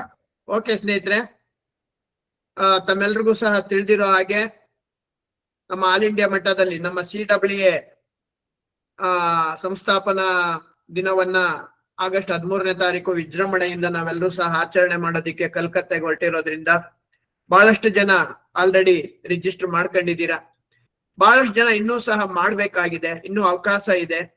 ಹಾಗಾಗಿ ತಾವು ಅದನ್ನ ಲಿಂಕ್ ಅನ್ನ ನಾವು ಆಲ್ರೆಡಿ ಗ್ರೂಪ್ ಅಲ್ಲಿ ಶೇರ್ ಮಾಡ್ತಾ ಇದೀವಿ, ಮತ್ತೆ ಶೇರ್ ಮಾಡ್ತೀವಿ. ತಾವು ರಿಜಿಸ್ಟರ್ ಮಾಡ್ಕೊಳ್ಳಿ. ಡೈರೆಕ್ಟ್ ಆಗಿ ನೀವು ಅವತ್ತಿನ ಕಾರ್ಯಕ್ರಮ ಮುಗಿಸಿ, ಅಂದ್ರೆ ಆಗಸ್ಟ್ 13ನೇ ತಾರೀಕು ಬೆಳಗ್ಗೆ 9 ಗಂಟೆಯಿಂದ ರಾತ್ರಿ 9 ಗಂಟೆವರೆಗೆ ಕಾರ್ಯಕ್ರಮ ಇರುತ್ತೆ. ಫುಲ್ ಡೇ ಇರುತ್ತೆ. ಬೆಳಿಗ್ಗೆ ತಿಂಡಿಯಿಂದ, ಕಾಫಿಯಿಂದ, ಮಧ್ಯಾಹ್ನ ಊಟದಿಂದ, ಮತ್ತೆ ಸ್ನಾಕ್ಸ್ ಇಂದ ನೈಟ್ ಊಟದವರೆಗೂ ಸಹ ಕಾರ್ಯಕ್ರಮ ನಡೆಯೋದ್ರಿಂದ ಆ ಕಾರ್ಯಕ್ರಮಕ್ಕೆ ಈಗ ಆಲ್ರೆಡಿ ಸುಮಾರು 2,000ಕ್ಕೂ ಹೆಚ್ಚು ಜನ ಅಟೆಂಡ್ ಮಾಡಬೇಕು ಅನ್ನುವಂತ ದೃಷ್ಟಿಯಿಂದ ನಮ್ಮ ಆಲ್ ಇಂಡಿಯಾ ನಾಯಕರುಗಳು ಆ ಕಾರ್ಯಕ್ರಮವನ್ನು ಆಯೋಜನೆ ಮಾಡಿದ್ದಾರೆ. ಅದಕ್ಕೆ ನಮ್ಮ ರಾಜ್ಯದ ವತಿಯಿಂದ, ನಮ್ಮ ಜೋನ್ ವತಿಯಿಂದನೂ ಸಹ ಉತ್ಸುಕರಾಗಿ ಬಹಳಷ್ಟು ಜನ ರಿಜಿಸ್ಟ್ರೇಷನ್ ಮಾಡ್ಕೊಳ್ತಾ ಇದ್ದಾರೆ. ಹಾಗಾಗಿ ಇನ್ನು ಯಾರು ಇಂಟ್ರೆಸ್ಟ್ ಇದೆಯೋ ಅವರು ನಮಗೆ ಅಥವಾ ವಿರೂಪಾಕ್ಷ ಸರ್ಗೆ ಯಾರಿಗೆ ನಮಗೆ ಕರೆ ಮಾಡಿದ್ರೆ ಅದ್ರ ಬಗ್ಗೆ ಸರಿಯಾದ ಮಾಹಿತಿಯನ್ನ ಕೊಡ್ತೀವಿ. ಉಳಿದವ್ರು ಯಾರ್ಯಾರು ಇಂಟ್ರೆಸ್ಟ್ ಇರುವಂತವ್ರು ಇಂಟ್ರೆಸ್ಟ್ ತಕೊಂಡು ನಾವು ಮಾಡಿದಾಗ, ಯಾಕೆ ನಾನು ಆ ವಿಚಾರ ಹೇಳ್ತೀನಿ ಅಂದ್ರೆ, ನನಗೆ ಈ CWA ಬಂದ ಮೇಲೆ ನನ್ನ ಮನಸ್ಸಿನಲ್ಲಿ ಬದಲಾವಣೆ ಬಂದುವಂತದ್ದು. ನಾನು ಹೆಚ್ಚಿಗೆ ಏಜೆಂಟ್ ನ ಅಪಾಯಿಂಟ್ ಮಾಡ್ಬೇಕು, ಅಥವಾ ಈಗ ಹೆಂಗೆ ಹರಣೆ ಹೇಳ್ತಾ ಇದ್ರು ಗ್ರೂಪ್ ವೈಸ್ ಮಾಡ್ಬೇಕು, ಚೆನ್ನಾಗಿ ಟಾಪ್ ಪರ್ಫಾರ್ಮರ್ ನ ಬೇರೆ ಗ್ರೂಪ್ ಮಾಡ್ಬೇಕು ಅನ್ನುವಂಥದ್ದೇನು ನನಗೆ ಗೊತ್ತಿರ್ಲಿಲ್ಲ. ಆದ್ರೆ ಏನಪ್ಪ, ಅಪಾಯಿಂಟ್ ಮಾಡೋದು, ಅವ್ರು ಟ್ರೈನಿಂಗ್ ಕೊಡೋದು, ಒಟ್ಟಿಗೆ ಎಲ್ಲರೂ ಸೇರಿಸಿ ಮೀಟಿಂಗ್ ಮಾಡ್ಬಿಡೋದು, ಮುಗೀತು. ಆ ತರದನ್ನೇ ಕಾರ್ಯಕ್ರಮ ಹಮ್ಕೊಂಡು ಹೋಗ್ತಾ ಇದ್ದೆ. ಈ ತರದ್ದು ನಮ್ಮ ಆಲ್ ಇಂಡಿಯಾ ಮಟ್ಟದಲ್ಲಿ ಒಂದು ನಮ್ಮ CWA ಒಂದು ಈ ತರದ ಒಂದು ಕಾರ್ಯಕ್ರಮ ಮಾಡಿದಾಗ, ಎಲ್ಲಿ ನಮ್ಮ ಶ್ರೀಕೃಷ್ಣ ಜನ್ಮಸ್ಥಾನ ಆಗಿರ್ತಕ್ಕಂಥ ಇದರಲ್ಲಿ ಮಥುರಾಗ್ ನಾನು ಅಟೆಂಡ್ ಮಾಡಿದಾಗ ಅಲ್ಲಿ ನನಗೇನಾಯ್ತು ಅಂದ್ರೆ, ಅಲ್ಲಿಗೆ ನಾನು ಅಟೆಂಡ್ ಮಾಡಿದಾಗ ನಾನು ಸಹ ನಿಮ್ ತರನೇ ಹಿಂದೆ ಮುಂದೆ ನೋಡ್ಕೊಂಡು ಯೋಚನೆ ಮಾಡ್ಕೊಂಡು ಅಲ್ಲಿಗೆ ಅಟೆಂಡ್ ಮಾಡಿದೆ. ಏನಪ್ಪಾ ಇಲ್ಲಿ ತನಕ ನಾವು ಬರ್ಬೇಕಾ ಅನ್ನುವಂತ ಮನಸ್ಸಿನಿಂದ ನಾನು ಅಲ್ಲಿಗೆ ಹೋದಾಗ ಕಾರ್ಯಕ್ರಮ ನಡೀತಾ ಇತ್ತು. ಟೀ ಟೈಮ್, ಊಟ ಟೈಮ್ ಅಲ್ಲಿ ಬಹಳಷ್ಟು ಜನ ಟಾಪರ್ಸ್ ನ ಆನರ್ ಮಾಡ್ತಾ ಇದ್ರು, ಮಾತಾಡಿಸ್ತಾ ಇದ್ರು. ಒಬ್ಬ ಟಾಪರ್ ಮಾತಾಡಿ ಕೆಳಗಡೆ ಬಂದ್ರು. ಸುಮ್ನೆ ಒಂದ್ 2-3 ನಿಮಿಷ ಹೆಂಗ್ ಮಾಡ್ತೀರಾ ಸರ್, ಹೆಂಗೆ ಏಜೆಂಟ್ ನ ಮೇಂಟೈನ್ ಮಾಡ್ತೀರಾ ಅಂತ ನಾನು ಅವ್ರ ಹತ್ರ ಚರ್ಚೆ ಮಾಡಿದಾಗ ಅವ್ರೊಂದು ಟಿಪ್ಸ್ ಹೇಳಿದ್ರು. ನನಗೆ 140-150 ಜನ ಏಜೆಂಟ್ ಇದ್ದಾರೆ ಅಂದ್ರೆ, ನಾನು 3 ದಿನ ಮಿನಿಮಮ್ ಬಿಸ್ನೆಸ್ ಮಾಡೋರು, ಮೀಡಿಯಂ ಮಾಡುವಂತವ್ರು, ಮ್ಯಾಕ್ಸಿಮಮ್ ಮಾಡುವಂತವ್ರನ್ನ ನಾನು ಗ್ರೂಪ್ ಮಾಡ್ಬಿಟ್ಟಿದೀನಿ. ಎಲ್ರಿಗೂ ಒಂದೇ ತರಬೇತಿ ಕೊಡಲ್ಲ, ಎಲ್ರಿಗೂ ಒಂದೇ ಟ್ರೈನಿಂಗ್ ಕೊಡಲ್ಲ, ಅವ್ರವ್ರ ಲೆವೆಲ್ಗೆ ಒಂದೊಂದು ಟ್ರೈನಿಂಗ್ ಕೊಡ್ತೀನಿ ಅಂತ ಅವ್ರು ಹೇಳಿದ್ರು. ಅದರಿಂದ ನನ್ನ ಟೀಮಲ್ಲಿ ಹೆಚ್ಚಿಗೆ MDRT ಇದ್ದಾರೆ ಅಂತ ಅದನ್ನ ಅರ್ಥಾಗ ನಾನು ಓಕೆ ಇದನ್ನ ಇಂಪ್ಲಿಮೆಂಟ್ ಮಾಡೋಣ ಅಂತ ನಾನು ಗ್ರೂಪ್ ವೈಸ್ ಮಾಡಿದೆ. ಅವ್ರಿಗೆ ಟ್ರೈನಿಂಗ್ ಕೊಡುವಂತದ್ದು, ಮೀಟಿಂಗ್ ಕೊಡುವಂತದ್ದು, ಅಥವಾ ಮೀಟಿಂಗ್ ನ ಎಲ್ರನ್ನೂ ಒಂದೇ ಕಡೆ ಕರೆಯೋದಕ್ಕಿಂತ ಟಾಪರ್ಸ್ ನ ಒಂದು ಹೈ ಲೆವೆಲ್ ಅಲ್ಲಿ ಮೀಟಿಂಗ್ ಕರೆಯುವಂತದ್ದು, ಅವ್ರಿಗೆ ಒಳ್ಳೆ ಟ್ರೀಟ್ಮೆಂಟ್ ಕೊಡುವಂತದ್ದು, ಈ ತರದ ಆಕ್ಟಿವಿಟಿ ಮಾಡಿದಾಗ ಏನಾಗೋಯ್ತು ನನಗೆ, ಅದನ್ನ ನಾನು ಇಂಪ್ಲಿಮೆಂಟ್ ಮಾಡಿದಾಗ ಖಂಡಿತ ಆ ವರ್ಷ ನನಗೆ ಒಳ್ಳೆ ರಿಸಲ್ಟ್ ಬಂತು. ನಾನೇನಾದ್ರೂ ಅವತ್ತು ನನಗೆ 25-30 ಸಾವಿರ ರೂಪಾಯಿ ನನಗೆ ಖರ್ಚಾಗುತ್ತೆ ಅಂತ ನಾನು ಇಲ್ಲಿ ಉಳ್ಕೊಬಿಟ್ಟಿದ್ರೆ, ನಾನು ಅದ್ರ 10 ಪಟ್ಟು ಅಥವಾ 100 ಪಟ್ಟು ಸಂಪಾದನೆ ಮಾಡೋ ಅವಕಾಶ ನನಗೆ ಮಿಸ್ ಆಗೋಗ್ತಾ ಇತ್ತೇನು ಅನ್ನುವಂಥದ್ದು. ಬಹಳಷ್ಟು ಜನ ಯಾರು ಈ ಒಂದು CLA ಹುದ್ದೆಯಲ್ಲಿ ಉತ್ತುಂಗಕ್ಕೆ ಹೇರ್ಬೇಕು, ಉತ್ತಮವಾದ ಪರ್ಫಾರ್ಮೆನ್ಸ್ ಮಾಡ್ಬೇಕು ಅಂತ ಇದ್ದೀರೋ, ಇವತ್ತೇನ್ ಇದಕ್ಕೆ ನಿಮ್ಗೆ 25-30 ಸಾವಿರ 40 ಸಾವಿರ ಖರ್ಚಾಗುತ್ತೆ, ಅದನ್ನ ಒಂದು ಇನ್ವೆಸ್ಟ್ಮೆಂಟ್ ತರಬೇತಿಗೋಸ್ಕರ ನಾನು ಆಗ್ತಾ ಇದ್ದೀನಿ ಎನ್ನುವಂತ ನೀವು ಬಂದದ್ದೇ ಆದ್ರೆ, ಆ ಕಾರ್ಯಕ್ರಮ ನೋಡಿದಾಗ ಅಲ್ಲಿ ಆ ಟಾಪರ್ಸ್ ಮಧ್ಯೆ ನೀವು ಇನ್ವಾಲ್ವ್ ಆದಾಗ ಖಂಡಿತ ಅದು ನಿಮಗೆ ಮಿನಿಮಮ್ 10 ಟೈಮ್ಸ್ ರಿಸಲ್ಟ್ ಅನ್ನ ಕೊಡುತ್ತೆ. ಯಾವುದೇ ಅನುಮಾನ ಇಲ್ಲ ಅಂತ ಹೇಳೋದಿಕ್ಕೆ ನಾನು ನಿಮ್ಮ ಮುಂದೆ ಘಂಟಾಘೋಷವಾಗಿ ಹೇಳಕ್ ಇಷ್ಟಪಡ್ತೀನಿ. ಯಾಕೆಂದ್ರೆ ನಿಮ್ಮ ಭಾವನೆ ಆ ತರ ಇದ್ದಾಗ ನೀವು ಅದನ್ನೇ ಹುಡುಕ್ತಾ ಇರ್ತೀರ. ಅಲ್ಲಿ ಯಾರಿದ್ದಾರೆ ಆ ತರದವ್ರು, ಅವ್ರ ಹತ್ರ ನಾನು ಏನಾದ್ರು ಮಾಡ್ಬೋದಾ, ಏನಾದ್ರು ತಿಳ್ಕೋಬಹುದಾ, ಅದನ್ನ ತಗೊಂಡೋಗಿ ನಾನು ಇಂಪ್ಲಿಮೆಂಟ್ ಮಾಡಬಹುದಾ, ನನ್ನ ಟೀಮನ್ನು ದೊಡ್ಡದಾಗಿ ಕಟ್ಟಬಹುದಾ, ನಾನು ಬಾವಿ ಕಪ್ಪೆ ಆಗ್ಬಿಟ್ಟಿದೆ, ಇನ್ನೊಂದು ಸಮುದ್ರ ಅನ್ನೋದೊಂದಿದೆ ಎನ್ನುವಂಥದ್ದು ನಿಮ್ಮ ಮನಸ್ಸಿಗೆ ಬರುತ್ತೆ, ಅಲ್ಲಿ ನಿಮ್ ಬದಲಾವಣೆಗೆ ಬರುತ್ತೆ. ಹಂಗಾಗಿ ಆ ಅವಕಾಶವನ್ನ ನೀವು ವಂಚಿತರಾಗಬೇಡಿ. ನಿಮಗೋಸ್ಕರ ಆ ತರದ ಆಯೋಜನೆ ಮಾಡಕ್ ಆಗಲ್ಲ. ಅಂತ ಅವಕಾಶ ಉಪಯೋಗಿಸ್ಕೋಬೇಕು ಅನ್ನೋದಾದ್ರೆ ನೀವು ಆಗಸ್ಟ್ 13ನೇ ತಾರೀಕು ಆ ಕಾರ್ಯಕ್ರಮ ನೋಡ್ಬೇಕಾಗುತ್ತೆ. ನಮ್ದು CWE ಈ ಮಟ್ಟಕ್ಕೆ ಬೆಳೆದ್ ನಿಂತಿದೆಯಾ? ಇಷ್ಟೊಂದು ದೊಡ್ಡ ಕಾರ್ಯಕ್ರಮ ಆಯೋಜನೆ ನಮಗೂ ಆಸಕ್ತಿ ಬಂದಿದ್ಯಾ? ಬರೀ 18 ವರ್ಷ ಆಗಿದ್ರು ಸಹ ಈ ಮಟ್ಟದ ಕಾರ್ಯಕ್ರಮ ಆಯೋಜನೆ ಮಾಡ್ಬೋದಾ ನಾವು ಎನ್ನುವಂಥದ್ದು ನಿಮ್ಮ ಮನಸ್ಸಿನಲ್ಲಿ ಬದಲಾವಣೆ ಬರುತ್ತೆ. ಅಷ್ಟೇ ಅಲ್ಲ, ನಾನು ಸಹ ಈ ಒಂದು CLA ಯಲ್ಲಿ ಈ ಮಟ್ಟಕ್ಕೆ ಬೆಳೆಯೋದಕ್ಕೆ ನಿಮ್ಗೆ ಏನೇನ್ ಬೇಕು ಆ ಪಾಯಿಂಟ್ ಗಳೆಲ್ಲ ಅಲ್ಲಿ ಸಿಗುತ್ತೆ. ಹಾಗಾಗಿ ಇನ್ನು ನಮ್ಗೆ ಸಮಯ ಇದೆ. ದಯಮಾಡಿ ತಾವೆಲ್ಲರೂ ಸಹ ಆ ಒಂದು ರಿಜಿಸ್ಟರ್ ಮಾಡಿಸ್ಕೋಬೇಕು. ಅದಕ್ಕೆ ಸಂಬಂಧಪಟ್ಟಂತದ್ದು ಏನೇ ಹೆಲ್ಪ್ ಬೇಕಂದ್ರೆ ನಾವು ಆಗ್ಬೋದು, ನಮ್ಮ ತಂಡನೇ ಇದೆ, ಅದಕ್ಕೆ ನಾವು ಹೆಲ್ಪ್ ಮಾಡ್ತೀವಿ ಅಂತ ಹೇಳ್ತಾ, ಮತ್ತೆ ಈಗ ನಮ್ಮ ಇವರು ಬಂದಿದ್ದಾರೆ, ಇವತ್ತಿನ ಕೇಂದ್ರ ಬಿಂದು ಆದಂತ ಅರುಣಕುಮಾರ್ ಅವರು. ಓಕೆ, ಹೇಳಿ, ಮುಂದುವರಿಸಬಹುದು. ಅರುಣಕುಮಾರ್ ಅವ್ರೆ, ಹೇಳ್ತಾ ಇದ್ರಿ ನೀವು ಹೇಗೆ ನಾನು ತಂಡವನ್ನ ಯಾವ ಮೂಲದಲ್ಲಿ ಹೋಗ್ತೀನಿ, ಹೆಂಗ ಪಿಚ್ ಮಾಡ್ತೀನಿ, ಅಲ್ಲಿ ಪಿಚ್ ಮಾಡಿದಾಗ ಯಾವ ವಿಚಾರಗಳನ್ನ ಹೇಳಿ ಅವ್ರಿಗೆ ಮನವೊಲಿಸ್ತೀನಿ ಅನ್ನೋ ರೀತಿಯಲ್ಲಿ ಮಾತಾಡ್ತಾ ಇದ್ರಿ. ಎಷ್ಟು ಮಟ್ಟಿಗೆ ಕೇಳಿಸ್ತಾವ? ಸಾರಿ, ನನ್ ಕಡೆಯಿಂದ ಆಗಿರೋದು ಕ್ಷಮೆ ಇರ್ಲಿ ಸರ್, ತೊಂದ್ರೆ ಇಲ್ಲ. ಇದೆ ಗೊತ್ತಿಲ್ಲ. ಹಾಗೆ ಒಂದು ಏನ್ ಹೇಳ್ತಿದೆ, ನಂದೇ ಒಂದು ಪ್ರಾಡಕ್ಟ್ ಏನಾರ ಸೆಲ್ ಮಾಡಿದ್ರೆ ಆ ಪ್ರಾಡಕ್ಟ್ ಇಟ್ಕೊಂಡು ಅಥವಾ ಜೀವನ್ ಲಕ್ಷ್ಯ ಪ್ಲಾನ್ ಏನಿದೆ ಆ ಪ್ಲಾನ್ ಪ್ರೆಸೆಂಟೇಶನ್ ಕೊಟ್ಟ ನಂತರ ಒಂದು ಮೋಟಿವ್ ಆಗ್ತಾರೆ ಅಲ್ಲೇ ಆಸ್ ಎ ಕಸ್ಟಮರ್ ಆಗಿ. ಅದೇ ತರ ಅದೇ ಒಂದು ಜಾಗದಲ್ಲಿ ನೀವು ಯಾಕೆ ಮಾಡಬಾರ್ದು ಅನ್ನೋ ಕ್ವಶನ್ ಅವ್ರಿಗೆ ರೈಸ್ ಮಾಡಿ. ಸೊ ಏಜೆಂಟ್ ಬೆನಿಫಿಟ್ ಏನಿದೆ ಫಸ್ಟ್ ಇಯರ್ ಅಲ್ಲಿ ಇರ್ಬೋದು, ಅದ್ರ ಜೊತೆ ಕಮಿಷನ್ ಜೊತೆಗೆ ಸ್ಟೇ ಫಂಡ್ ಇರ್ಲಿ, ಇನ್ನ ಸೆಕೆಂಡ್ ಇಯರ್ ಇಂದ 5th ಇಯರ್ ಏನ್ ಬರುತ್ತೆ ಅಂತ, ಅಥವಾ 6th ಇಯರ್ ಆಡ್ವರ್ಡ್ ಹೆಂಗೆ ನಿಮ್ಗೆ ಒಂದು ಕಮಿಷನ್ ಕ್ಯುಮಿಲಿಟಿ ಆಗುತ್ತೆ ಅಂತ ಆ ಪ್ರೆಸೆಂಟೇಶನ್ ವಿತ್ ರೇಟಿಂಗ್ ಅಲ್ಲೇ ತೋರಿಸ್ತೀನಿ. ಅಲ್ಲಿ ನನಗೆ ಸ್ವಲ್ಪ ಪಾಸಿಟಿವ್ ಆಗಿ ಚೆನ್ನಾಗಿ ಬರುತ್ತೆ ಇದ್ರಲ್ಲಿ. ಸೊ ಅದಕ್ಕೆ ಆ ಸ್ಟ್ರಾಟಜಿನ ನಾನು ಎಲ್ಲೂ ಚೇಂಜ್ ಮಾಡ್ಕೊಂಡಿಲ್ಲ. ಎಷ್ಟೇ ಬೇರೆ ಏನೇ ಟಿಪ್ಸ್ ಕೊಟ್ರು ಆ ಸ್ಟ್ರಾಟಜಿ ನನಗೆ ತುಂಬಾ ಚೆನ್ನಾಗಿ ವರ್ಕ್ ಆಗುತ್ತೆ. ಹಾಗೆ ಮೊನ್ನೆ ಯಾರೋ ಒಬ್ರು CLA ನನ್ಗೆ ಹಂಗೆ ಕಾಲ್ ಮಾಡಿ ಕೇಳ್ತಾ ಇದ್ರು, ಸೊ ಪ್ರಾಡಕ್ಟ್ ಅವ್ರ ಏಜೆನ್ಸಿ ಮಾಡ್ಬೇಕಿದ್ರೆ ಹೆಂಗ್ ಕೊಡ್ತೀರಿ ಅಂತ. ಅವರು ಒಂದು ಪಾಲಿಸಿನ ಸೆಲ್ ಮಾಡಿದಾರೆ ಮುಂಚೆ, ಅವ್ರಿಗೆ ಅದೇ ಪಾಲಿಸಿನ ಹೇಳಿ ಅಂದಾಗ ಹೆಂಗಂದ್ರು, ಆ ಪಾಲಿಸಿ ಹೇಳಿದ್ರೆ ಸರ್ ನಮ್ಗೆಲ್ಲ ಬೆನಿಫಿಟ್ ಇಷ್ಟೊಂದೆಲ್ಲ ಬರುತ್ತೆ ಅಂತ ಅನ್ಕೊಳಲ್ವಾ ಅಂತ. ಹೌದು, ಕರೆಕ್ಟು, ಹಂಗ ಅನ್ಕೋಬೇಕು ತಾನೆ. ನಮ್ಗೇನ್ ಬಂದಿದೆ ಅದು ನಿಮಗ್ ಕೊಡ್ಸಕ್ಕೆ ತಾನೇ ಬಂದಿದೆ ಅಂತ ಅದನ್ನೇ ಹೇಳಿ, ಪರವಾಗಿಲ್ಲ ಹಿಂಗೆ ತಗೊಂಡ್ರೆ ನಿಮಗ್ ಖಂಡಿತ ಬರುತ್ತೆ ಅಂತಾನೆ ಹೇಳ್ದೆ. ಅದೇ ಸ್ಟ್ರಾಟಜಿ ನಾನು ಮಾಡಿಸ್ತೀನಿ.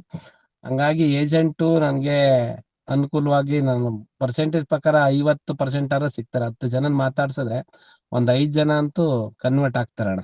ಇದೇ ಸ್ಟ್ರಾಟಜಿ ನಾನ್ ಬಳಸೋದು. ಅಂದ್ರೆ ಬಹಳಷ್ಟು ಜನ CLA ಮಿತ್ರರಲ್ಲಿ ಒಂದು ಗೊಂದಲ ಇದೆ. ಬಹಳಷ್ಟು ಜನ ಅದನ್ನ ಎಕ್ಸ್ಪ್ರೆಸ್ ಮಾಡ್ತಾ ಇರ್ತಾರೆ. ನಾವು ಮೊದಲನೇ ದಿನದಲ್ಲೇ ಮೊದಲನೇ ಸಿಟ್ಟಿಂಗ್ ಅಲ್ಲೇ ನಾವು ಏಜೆಂಟ್ರಿಗೆ ಅವ್ರನ್ನ ಪ್ರಾಸ್ಪೆಕ್ಟಿವ್ ಏಜೆಂಟ್ ಅಂತ ಹೋದಾಗ ಏಜೆನ್ಸಿಗೆ ಏನೇನ್ ಬೆನಿಫಿಟ್ ಸಿಗುತ್ತೆ ಅದ್ರ ಬಗ್ಗೆ ಎಲ್ಲ ಹೇಳ್ಬಿಟ್ರೆ, ನಾಳೆ ಅವ್ರ ಏಜೆನ್ಸಿ ತಗೊಂಡಿಲ್ಲ ಅಂದ್ರೆ ಹಾಗೇನಾಗುತ್ತೆ, ಏಜೆಂಟ್ಗೆ ಇಷ್ಟೊಂದು ಕಮಿಷನ್ ಸಿಗುತ್ತಾ ಅಂತ ನನ್ನ ಬಿಸ್ನೆಸ್ ಹೊಡ್ತಾ ಬರುತ್ತೆ ಎನ್ನುವಂತ ಮ್ಯಾಕ್ಸಿಮಮ್ 80 ಇಂದ 85% ನಮ್ಮ CLA ಮಿತ್ರಗಳಿದ್ದಾರೆ. ಆದ್ರೆ ನೀವು ಅವ್ರ ಏಜೆನ್ಸಿ ತಗೊಳ್ತಾರೋ ಇಲ್ವೋ ಗೊತ್ತಿಲ್ಲ. ಏಜೆನ್ಸಿಗೆ ಏನೇನ್ ಬೆನಿಫಿಟ್ ಇದೆ ಎನ್ನುವಂತದ್ದ, ಒಂದು ಪಾಲಿಸಿಗೆ ಏನೇನ್ ಬೆನಿಫಿಟ್ ಇದೆ, ಯಾವ ತರ ನಾವು ಪ್ರೆಸೆಂಟೇಶನ್ ಕೊಡ್ತೀವಿ ಅದೇ ತರ ಏಜೆನ್ಸಿ ಬೆನಿಫಿಟ್ ಗಳು ಏನೇನಿದೆ ಎನ್ನುವಂತದನ್ನ ಪ್ರೆಸೆಂಟೇಶನ್ ಮಾಡಿ ಬರ್ದು ತೋರಿಸ್ತೀವಿ ಅಂತ ಹೇಳ್ತಾ ಇದ್ದೀರಾ? ಖಂಡಿತ. ಅವ್ರು ಯಾವ ಪಾಲಿಸಿನ ಒಪ್ಕೊಂಡಿರ್ತಾರೆ, ಆಲ್ಮೋಸ್ಟ್ ಆ ಪಾಲಿಸಿ ಒಪ್ಕೊಂಡ್ಬಿಡ್ತಾರೆ ಚೆನ್ನಾಗಿದೆ ಅಂತ. ಅದೇ ಪಾಲಿಸಿನ ಮಾಡಿದ್ರೆ ನಿಮ್ಗೆ ಯಾವ ರೀತಿ ಬೆನಿಫಿಟ್ಸ್ ಬರುತ್ತೆ ಅಂತ ಅದೇ ಪಾಲಿಸಿ, ಅಂದ್ರೆ ಯಾವ್ದಾದ್ರು ಪಾಲಿಸಿ ಆಲ್ರೆಡಿ ಮಾಡಿದ್ರೆ ಅದೇ ಪಾಲಿಸಿ ಇಟ್ಕೊಂಡಿರ್ತೀನಿ ಬೇರೆದಿದ್ರೆ, ಅಥವಾ ಜೀವನ್ ಲಕ್ಷ್ಯ ಇಟ್ಕೊಂಡು ಅದ್ರಲ್ಲಿ ಯಾವುದನ್ನು ಐಡ್ ಮಾಡಿಲ್ಲ. ನನ್ನ ಗಮನಕ್ಕೆ ಬಂದಂಗೆ ನಮ್ ಬೆನಿಫಿಟ್ಸ್ ಇರ್ಲಿ, ಅವ್ರ ಟೀ ರೋಡ್ ಒಂದು ನೇಮ್ ಇರ್ಲಿ, ಫೇಮು ಅಥವಾ ಫೈನಾನ್ಸು, ಈ ಮೂರಲ್ಲಿ ಮನರಂಜನೆ ಇವು ಯಾವುದಕ್ಕೂ ಕಮ್ಮಿ ಆಗಿಲ್ಲ ಅಂತ ಬಿಡಿಯಾಗಿ ಪ್ರತಿಯೊಂದನ್ನು ಹೇಳ್ತೀನಿ. ಅವ್ರು ಬಿಡ್ಬೋದು ನಾಳೆ ಏಜೆನ್ಸಿ ಆಗದೆ ಇರ್ಲಿ ಆಗ್ಲಿ, ಅದು ನನ್ನ ತಲೆಗೆ ಹಾಕೊಂಡಿರಲ್ಲ. ಹೇಳೋ ವಿಚಾರದಲ್ಲಿ ಕಮ್ಮಿ ಮಾಡಲ್ಲ, ಎಲ್ಲಾನು ಹೇಳ್ಬಿಡ್ತೀನಿ. ಓ, ಅಂದ್ರೆ ನೀವು ಒಂದು ಪಾಲಿಸಿ ಬಗ್ಗೆ ಹೇಳ್ತೀರಾ, ಓಕೆ ಈ ಪಾಲಿಸಿ ತಗೊಳಕ್ ನಿಮ್ಗೆ ಒಪ್ಪಿಗೆ ಇದೆ, ಆದ್ರೆ ನೀವೇ ಏಜೆನ್ಸಿ ತಗೊಂಡು ಇಷ್ಟೇ ಕಟ್ಟೋದೊಂದು ಪಾಲಿಸಿ ಮಾಡಿದ್ರೆ ಇದರಿಂದ ನಿಮ್ ಲಾಭ ಎಷ್ಟು ಅನ್ನುವಂಥದ್ದನ್ನ ಬಿಡಿಯಾಗಿ ಹೇಳ್ಬಿಡ್ತೀರಾ ಅವ್ರಿಗೆ? 100% ಅಣ್ಣ. ಅಂದ್ರೆ ಉದಾಹರಣೆಗೆ 1 ಲಕ್ಷ ವರ್ಷಕ್ಕೆ ಪ್ರೀಮಿಯಂ ಕಟ್ಟಿದ್ರೆ ಒಂದು ಪಾಲಿಸಿ ಮುಗಿಯೋಷ್ಟ್ರಲ್ಲಿ ನಿಮ್ ಕಮಿಷನ್ 1,10,000 ನಿಮಗ್ ಬಂದ್ಬಿಡುತ್ತೆ ಅನ್ನೋ ತರ ಎಲ್ಲ ಬಿಡಿಯಾಗಿ ಮೊದಲನೇ ವರ್ಷ ಎಷ್ಟು, 2ನೇ ವರ್ಷ ಎಷ್ಟು, ಮೂರನೇ ವರ್ಷ ಎಷ್ಟು ಅನ್ನುವಂಥದ್ದನ್ನೆಲ್ಲ ಡೀಟೇಲ್ಸ್ ಬರ್ದ್ಬಿಡ್ತೀರಾ. ಹೌದು. ಹಂಗಾದ್ರೆ ಈಗ ನಮ್ಮ CLA ಮಿತ್ರರು ಹೆಚ್ಚಿನ ಜನ ಏಜೆಂಟ್ ಅಪಾಯಿಂಟ್ ಮಾಡೋದಕ್ಕೆ ಫೇಲ್ ಆಗ್ತಾ ಇರೋದು ಕಾರಣ ಅವ್ರಿಗೆ ಏಜೆಂಟ್ಗಳಿಗೆ ಏನೇನ್ ಬೆನಿಫಿಟ್ ಸಿಗುತ್ತೆ ಅಂತ ಅದನ್ನ ಈ ತರ ವಿವರವಾಗಿ ಹೇಳ್ದೇ ಇರೋದ್ರಿಂದಾನೇ ಈ ತರ ಆಗಿದೆ ಅಂತ ಹೇಳ್ತೀರಾ? ಅವ್ರಿಗೆ ಏಜೆಂಟ್ ಅಪಾಯಿಂಟ್ ಮಾಡೋದು ಕಷ್ಟ ಆಗ್ತಾ ಇದೆ ಅಂತೀರಾ? ಇರೋದು ನನ್ಗೆ ಅಷ್ಟ ಅನುಭವ ಇಲ್ಲ, ಆಗಿದ್ರು ಆಗಿರ್ಬೋದು. ಒಂದು ನಾನು ಹೇಳಿದ್ನಲ್ಲ, ಎಕ್ಸ್ಪೀರಿಯನ್ಸ್ ಕೇಳ್ಬೇಕಾ ಹೇಳ್ಬಾರ್ದಾ, ನಮ್ ಬೆನಿಫಿಟ್ಸ್ ಎಲ್ಲ ತಿಳ್ಕೊತಾನೆ ಅಂತ ಅವಾಗ ಅನ್ಕೊಂಡೆ. ಇದ್ರು ಇರ್ಬೋದು ಅಣ್ಣ ಹಾಗೆ. ಬಹಳಷ್ಟು ಜನ CLA ಮಿತ್ರರು ನಿನ್ನ ಹತ್ರ ಡಿಸ್ಕಸ್ ಮಾಡಕ್ ಬಂದು ನೀವ್ ಹೆಂಗ್ ಅಪಾಯಿಂಟ್ ಮಾಡ್ತೀರಾ ಅಂತ ನೀವೇ ಮಾಡೋ ಅಂತ ಇದನ್ನ ರೀತಿನ ಅವ್ರಿಗೆ ಹೇಳಿದಾಗ ಇದ್ರಿಂದ ಹಿಂಗ್ ಹೊಡ್ತಾ ಬರಲ್ವಾ ಅಂತ ನಿಮ್ಗೂ ಸಹ ಕ್ವಶನ್ ಮಾಡಿದ್ದಾರೆ. ನೀವ್ ಈಗ್ಲೇ ಹೇಳ್ಬಿಟ್ರೆ ಏಜೆಂಟ್ಗೆ ಇಷ್ಟೊಂದು ಸಿಗುತ್ತಾ ಅಂತಾರೆ, ಅವ್ರು ಏಜೆನ್ಸಿನೂ ತಗೊಳಲ್ಲ, ನಮ್ ಏಜೆಂಟ್ಗೆ ಸಿಗುವಂತ ಬೆನಿಫಿಟ್ ಅವ್ರಿಗೆ ಗೊತ್ತಾಗೋಗುತ್ತೆ ಅಂತ. ಆದ್ರೆ ನಿಮ್ ಮನ್ಸಲ್ಲಿ ಅವ್ರಿಗೆ ಈ ನನ್ನ ಕಡೆಯಿಂದ ಗೊತ್ತಾಗಿಲ್ಲ ಅಂದ್ರೂ ಇವತ್ತಿರುವಂತ ಪ್ರಪಂಚದಲ್ಲಿ ಇವತ್ತಿರುವಂತ ಮೀಡಿಯಾದಲ್ಲಿ ಎಲ್ಲಿ ನಾವು ಒಂದು ಗೂಗಲ್ ಅಲ್ಲಿ ಹಿಂಗ್ ಹಾಕಿದ್ರು ಕಮಿಷನ್ ಎಷ್ಟು, ಮೊದಲನೇ ವರ್ಷ ಎಷ್ಟು, ಯಾವ ಪಾಲಿಸಿಗೆ ಎಷ್ಟು ಅಂತ ಈಜಿಲಿ ಗೊತ್ತಾಗೋಗುತ್ತೆ. ನಾನ್ ಮುಚ್ಚಿಕ್ಕಿದ್ರು ಇನ್ನೊಂದ್ ಕಡೆಯಿಂದ ಗೊತ್ತಾಗುತ್ತೆ. ಹಂಗಾಗಿ ನನ್ನ ಬಿಸ್ನೆಸ್ ಏನು, ನನ್ನ ಉದ್ದೇಶ ಏನು, ಅದನ್ನ ಡೈರೆಕ್ಟ್ ಆಗಿ ಅವ್ರಿಗೆ ಪಿಚ್ ಮಾಡಿದಾಗ ಅದ್ರದ್ದು ಲಾಭ ನಷ್ಟ ನಾವ್ ಹೇಳಿದಾಗ ಅದರಿಂದ ರಿಸಲ್ಟ್ ಅದೇ ಕಾರಣ ಅಂತ ನಾವು ತಿಳ್ಕೋಬಹುದು ಅಂತ ಅನ್ಸುತ್ತೆ. ಹೌದು, 100%. ಅಂದ್ರೆ ಇವತ್ತು ಅರುಣ್ ಅವರು ಒಂದು ಟಿಪ್ಸ್ ಅನ್ನ ಕೊಟ್ಟಿದ್ದಾರೆ. ಅಂದ್ರೆ ನಾವ್ ಎಲ್ಲಿ ಫೇಲ್ ಆಗ್ತಾ ಇದೀವಿ ಏಜೆಂಟ್ ಜಯಿಸಿ ಅಪಾಯಿಂಟ್ ಮಾಡೋದ್ರಲ್ಲಿ ಅಂದ್ರೆ, ನಾನು ಅಬ್ಸರ್ವ್ ಮಾಡೋದ್ ಪ್ರಕಾರ ಏಜೆಂಟ್ಗೆ ಏನೇನ್ ಬೆನಿಫಿಟ್ ಇದೆ ಅಂತ ಮೊದಲನೇ ದಿನದಲ್ಲೇ ನಾವು ಹೇಳ್ಬೇಕು. ಆವಾಗ ನಾನು 10 ಜನ ಮೀಟ್ ಮಾಡಿದ್ರೆ 5 ಜನ ಏಜೆಂಟ್ರಿಗೆ ಒಪ್ತಾರೆ ಅಂದ್ರೆ, ಬಹಳಷ್ಟು ಜನ 20 ಜನ ಮಾತಾಡಿಸ್ತೇ ಒಬ್ರು ಒಪ್ಪಿಲ್ಲ ಅಂತಿರಲ್ಲ. ಆದ್ರೆ ನೀವು ಅವ್ರಿಗೆ ಏಜೆನ್ಸಿನಲ್ಲಿ ಏನೇನ್ ಬೆನಿಫಿಟ್ ಇದೆ ಅನ್ನೋದನ್ನ ಸರಿಯಾದ ಮಾಹಿತಿ ಕೊಡದಂತೆ ನೀವು ಫೀಲ್ಡ್ ಅಲ್ಲಿ ಫೇಲ್ ಆಗಿದ್ದೀರಿ ಅನ್ನುವಂತ ಮಾತನ್ನ ಅರುಣ್ ಕುಮಾರ್ ಅವರು ಡೈರೆಕ್ಟ್ ಆಗಿ ಇವತ್ತಿನ ಏನ್ ಸಭೆ ಸೇರಿದೀವಿ 140ಕ್ಕೂ ಹೆಚ್ಚು ಜನ ಅವ್ರಿಗೆ ಡೈರೆಕ್ಟ್ ಆಗಿ ವಿಚಾರವನ್ನ ಹೇಳ್ತಾ ಇದ್ದೀರಾ. ಒಂದು ಅವ್ರು ಬಂದ ಮೇಲೆ ನೀವು ಬಹಳಷ್ಟು ಅಂದ್ರೆ ಪ್ರತಿದಿನ ಟ್ರೈನಿಂಗ್ ಕೊಡ್ತೀವಿ ಅಂತ ಕೊಡ್ತಾರೆ ಅಂತ ಕೇಳಿದೀವಿ. ಆದ್ರೆ ಪ್ರತಿದಿನ ಬಹಳಷ್ಟು ಜನಕ್ಕೆ ತಿಂಗಳಿಗೊಂದ್ಸರಿ ಮೀಟಿಂಗ್ ಕರೆದ್ರೆ ಹೇಳಕ್ ವಿಷಯ ಇರಲ್ಲಪ್ಪ, ಪ್ರತಿದಿನ ಏನ್ ಹೇಳೋದು ಅಂತ ಕೇಳ್ತಾರೆ. ನೀವೇನ್ ಪ್ರತಿದಿನ ಹೇಳ್ತೀರಾ ಅವ್ರಿಗೆ? ಏನ್ ಟ್ರೈನಿಂಗ್ ಕೊಡ್ತೀರಾ? ಎಷ್ಟೊತ್ತು ಕೊಡ್ತೀರಾ?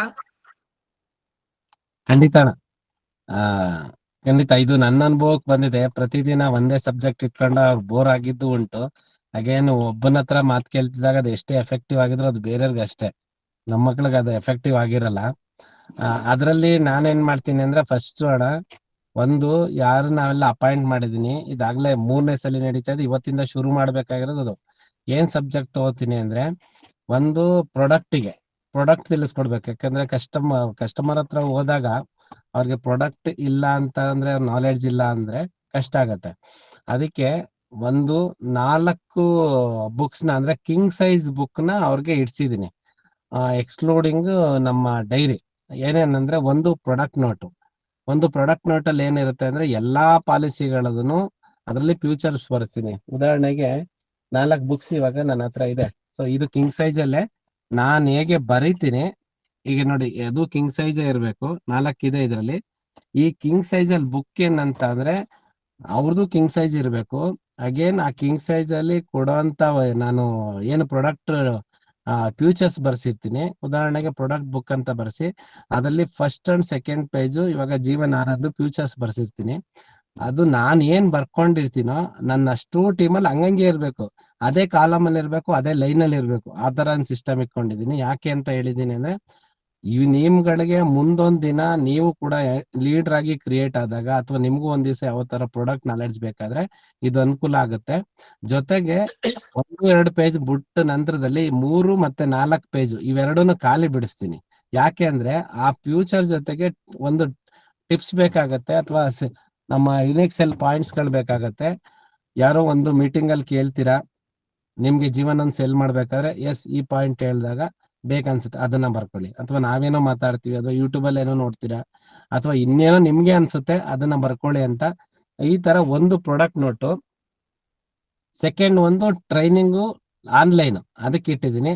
ಆನ್ಲೈನ್ ಅಲ್ಲಿ ಸಾಧ್ಯ ನನಗೆ ಏನೇನ್ ಗೊತ್ತಿದೆಯೋ ಇದುವರೆಗೆ ಯಾವುದೂ ಕೂಡ ಮುಚ್ಚಿಟ್ಟಿಲ್ಲ. ಎಲ್ಲ ಕೂಡ ಆನ್ಲೈನ್ ಅಲ್ಲೂ ಕೂಡ ನಾನು ಏನ್ ಬುಕ್ ಅಲ್ಲಿ ಇಟ್ಟಿರ್ತೀನಿ, ಒಂದು ಪ್ರೀಮಿಯಂ ಪೇ ಮಾಡೋದ್ರಿಂದ ಹಿಡಿದು ಕಸ್ಟಮರ್ ಆಪ್ ಇರ್ಲಿ, ಸೇಲ್ಸ್ ಆಪ್ ಇರ್ಲಿ, ಈಗ MyLIC ಇರ್ಲಿ, ಹಾಗೇನು ನಮ್ಮ FEP ನೋಡ್ಕೊಳ್ಳೋದಿರ್ಲಿ, ಹಾಗೆ ನಮ್ಮ ಆನಂದ ಥ್ರೂನಲ್ಲಿ ಮಾಡೋದಾಗ್ಲಿ, ಎಲ್ಲಾನು ಕೂಡ ಅದರಲ್ಲೂ ಕೂಡ ಬರ್ಸ್ತಾ ಹೋಗಿದ್ದೀನಿ. ಅದು ಕೂಡ ಹಂಗೆ ಇರ್ಬೇಕು, ಸ್ಟೆಪ್ ಬೈ ಸ್ಟೆಪ್. ಇದು ಸೆಕೆಂಡ್ ಆನ್ಲೈನ್ ಅಲ್ಲಿ ಟ್ರೈನಿಂಗ್ ಕೊಡುವಂಥದ್ದು 2ನೇ ಬುಕ್. ಇನ್ನ 3ನೇ ಬುಕ್ ಒಂದು ಪ್ರಾಸ್ಪೆಕ್ಟ್ ಲಿಸ್ಟ್, ನಮಗೆ ಭದ್ರ ಬುನಾದಿ. ಈ 3ನೇ ಬುಕ್ ಅಲ್ಲಿ ನನಗೊಂದು ಸಮಸ್ಯೆ ಕ್ಲಿಯರ್ ಕೂಡ ಆಯ್ತು ಇಲ್ಲಿ. ಏನಂದ್ರೆ ಪ್ರತಿದಿನ ನಾನು 5 ಜನ ಹೇಳ್ಬಿಟ್ಟಿದೀನಿ, 10 ಜನ ಹೇಳ್ಬಿಟ್ಟಿದೀನಿ, ಇಷ್ಟೇ ಹೇಳ್ಬಿಟ್ಟಿದೀನಿ. ಒಂದ್ಸಲ ಏನ್ ಮಾಡಿದೆ, ಈ 3ನೇ ಪ್ರಾಡಕ್ಟ್ ಬುಕ್ ತಗೊಂಡು 1 ವಾರ ಬರೆಯಕ್ ಹೇಳ್ದೆ. 1 ವಾರ ನಿಮ್ಗೆ ಟೈಮ್ ಕೊಡ್ತೀನಿ ಬರೆದ್ಬಿಡಿ ಅಂತ.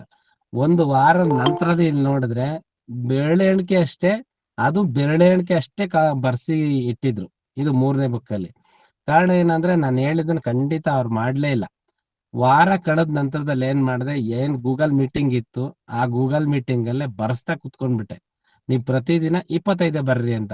ಆಲ್ಮೋಸ್ಟ್ ಇದು 10 days ಆಕ್ಟಿವಿಟಿ ಆಯ್ತು. ನಮ್ಮ ಹಳಬ್ರು ಏನಿದಾರೆ ಅಂದ್ರೆ, ಈ ಹೊಸಬ್ರು 1 or 2, 3 months ಅಲ್ಲಿ ಬಿಟ್ಟು ಹಳಬ್ರ ಹತ್ರ ಯಾರ ಹತ್ರ ತೆಗೆದು ನೋಡಿದ್ರು ಮಿನಿಮಮ್ 250 ಇದೆ. 350 ಮೇಲೆ ಬರ್ದಿರೋದಿರ, 350 ಪ್ರಾಸ್ಪೆಕ್ಟ್ ಬರ್ದಿರೋದು ಅವ್ರ ಹತ್ರ ಇದೆ. ಇಲ್ಲಿ ನನಗೊಂದು ಕ್ಲಿಯರ್ ಆಗಿ ಸಮಸ್ಯೆ ಬಗೆಹರಿತು. ಏನು 50 ಜನ ಹತ್ರ ಮಾತಾಡ್ಬಿಟ್ಟಿದೀನಿ, 40 ಜನ ಹತ್ರ ಈ ಸಮಸ್ಯೆ ಬರ್ತಾ ಇರಲಿಲ್ಲ ಅದಾದ ನಂತರದಲ್ಲಿ. ಸೊ ನಿಮ್ ಪ್ರಾಸ್ಪೆಕ್ಟ್ ಲಿಸ್ಟ್ ಅವ್ರಿಗೆ ಮೀಟೇ ಮಾಡಿರಲ್ಲ, ಇದಾಯ್ತು. ಇನ್ನ ಒಂದು ಟ್ರೈನಿಂಗ್ ಬುಕ್, ಟ್ರೈನಿಂಗ್ ಅಂದ್ರೆ ಟ್ರೈನಿಂಗ್ ಅಷ್ಟೇ ತಗೊಂಡೋಗ್ಬೇಕು ಅದನ್ನ. ಇದು 4 ಬುಕ್. ಇನ್ನ ಮಾಮೂಲಿ ಒಂದು ಡೈರಿ ಇಡ್ಸಿದೀನಿ. ಇದು ಸ್ವಲ್ಪ ಈ ಸಿಸ್ಟಮ್ಯಾಟಿಕಲ್ ಮಾಡಿದಾಗ ನನಗೆ ಆಲ್ಮೋಸ್ಟ್ ಬಿಸ್ನೆಸ್ ಅಲ್ಲೂ ಗ್ರೌತ್, ಕೆಲವು ಕ್ವಶನ್ಸ್ ಗಳು ಗ್ರೌತ್ ಎಲ್ಲ ಆಗ್ತಾ ಇದೆ. ಆನ್ಲೈನ್ ಅಂತ ವಿಚಾರ ಬಂದಾಗ ಅವಾಗ್ಲೇ ಹೇಳಿದ್ರಿ, ನೀವು ಕೂಡ ಹೇಳಿದ್ರಿ, ಪುಟ್ಟರಾಜಣ್ಣನು ಹೇಳೋದು 100% ಆನಂದನೆ. ಅದು ಎಷ್ಟು ಕಷ್ಟ ಪಟ್ಟಿ ಅದು ಕಲ್ಸಿದ್ವೋ, ಆದ್ರೆ ಕಷ್ಟ ಅನ್ನೋದ್ಕಿಂತ ಇಷ್ಟ ಅದು ನನಗೆ. ಸೊ ಇಲ್ಲೂ ನನ್ನ ಟೀಮಲ್ಲೂ ಕೂಡ ಅಂತ ಸಹಕಾರ ಮಾಡೋಂತ ಹುಡುಗರುಗಳೇ ಇದ್ದಾರೆ, ಒಬ್ರಿಗೊಬ್ರು ಹೆಲ್ಪ್ ಮಾಡ್ತಾರೆ. ಆಲ್ಮೋಸ್ಟ್ 54 ಸಲ ಆನಂದ ಟ್ರೈನಿಂಗ್ ತಗೊಂಡಿದೀವಿ. ಫಿಸಿಕಲಿ 7-8 ಸಲ ತಗೊಂಡಿದೀವಿ.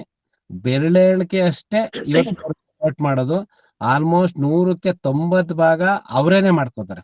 ಎಲ್ರು ಆನಂದದಲ್ಲಿ ಪಾಲಿಸಿಗಳನ್ನ ಕಂಪ್ಲೀಟ್ ಮಾಡ್ಕೋತಾರೆ. ಏನಾದ್ರೂ ಕಸ್ಟಮರ್ ಮಾತಾಡೋದಿದ್ರೆ ಅಥವಾ ಪಾಲಿಸಿ ಸಣ್ಣ ಪುಟ್ಟ ಡೌಟ್ಸ್ ಇದ್ರೆ, ಚೇಂಜಸ್ ಇದ್ದಾಗ ಬಂದಾಗ ಮಾತ್ರ ಕೇಳ್ತಾರೆ, ಬಿಟ್ರೆ ಹೊಸಗಳು ಮಾತ್ರ ಕಾನ್ಸಂಟ್ರೇಷನ್ ಮಾಡ್ಬೋದು. ನನ್ಗೆ ಅದೊಂದು ಆನಂದ ಮಾಡಿದ್ರಿಂದ ಅನುಕೂಲ ಆಗಿದೆ. 100% ಒಂದು ಕೂಡ ಪೇಪರ್ ಬರೆಯಿಲ್ಲ. ಇದ್ರ ಜೊತೆಗೆ ನನ್ನ ಟೀಮಲ್ಲೂ ಕೂಡ ಸಾಕಷ್ಟು ಜನ ಹಂಗ ಊಟ ಹಾಕೊಂಡಿದ್ದಾರೆ. ಅವರೇ ಟ್ರೈನಿಂಗ್ ಕೊಡೋ ಲೆವೆಲ್ಗೆ ಬೆಳೆದಿದ್ದಾರೆ. ಆನಂದ ಮಾತ್ರ ನನಗಿಂತ ತುಂಬಾ ಚೆನ್ನಾಗಿ ಟ್ರೈನಿಂಗ್ ಕೊಡ್ತಾರೆ, ಬಿಡಿಬಿಡಿಯಾಗಿ ಹೇಳ್ಕೊಡ್ತಾರೆ. ಹೊಸಬ್ರು ಬಂದರೆ ಅವ್ರಿಗೂ ಸ್ವಲ್ಪ ಕನೆಕ್ಟ್ ಮಾಡಿ ಅವ್ರಿಗೆ ಹೆಲ್ಪ್ ಮಾಡಂಗೆ ಮಾಡ್ಕೊಂಡಿದ್ದಾರೆ. ಈ ಟೈಮಲ್ಲಿ ನನಗೆ ಸಾಕಷ್ಟು ತೊಂದರೆ ಆಗ್ತಾ ಇತ್ತು, ಎಲ್ಲಾನು ಕಾನ್ಸಂಟ್ರೇಷನ್ ಮಾಡಕ್ ಆಗ್ತಿಲ್ಲ. ಲಾಸ್ಟ್ ಬಂದಿಂದ ಒಂದು ಆಫೀಸರ್ ಅಪಾಯಿಂಟ್ ಮಾಡ್ಕೊಂಡಿದೀವಿ, ಅವ್ರು ಬರ್ತಾರೆ. ಸ್ವಲ್ಪ ಅವ್ರು ಬಂದ ಮೇಲೆ ನನಗೆ ಫ್ರೀ ಆಗಿದೆ.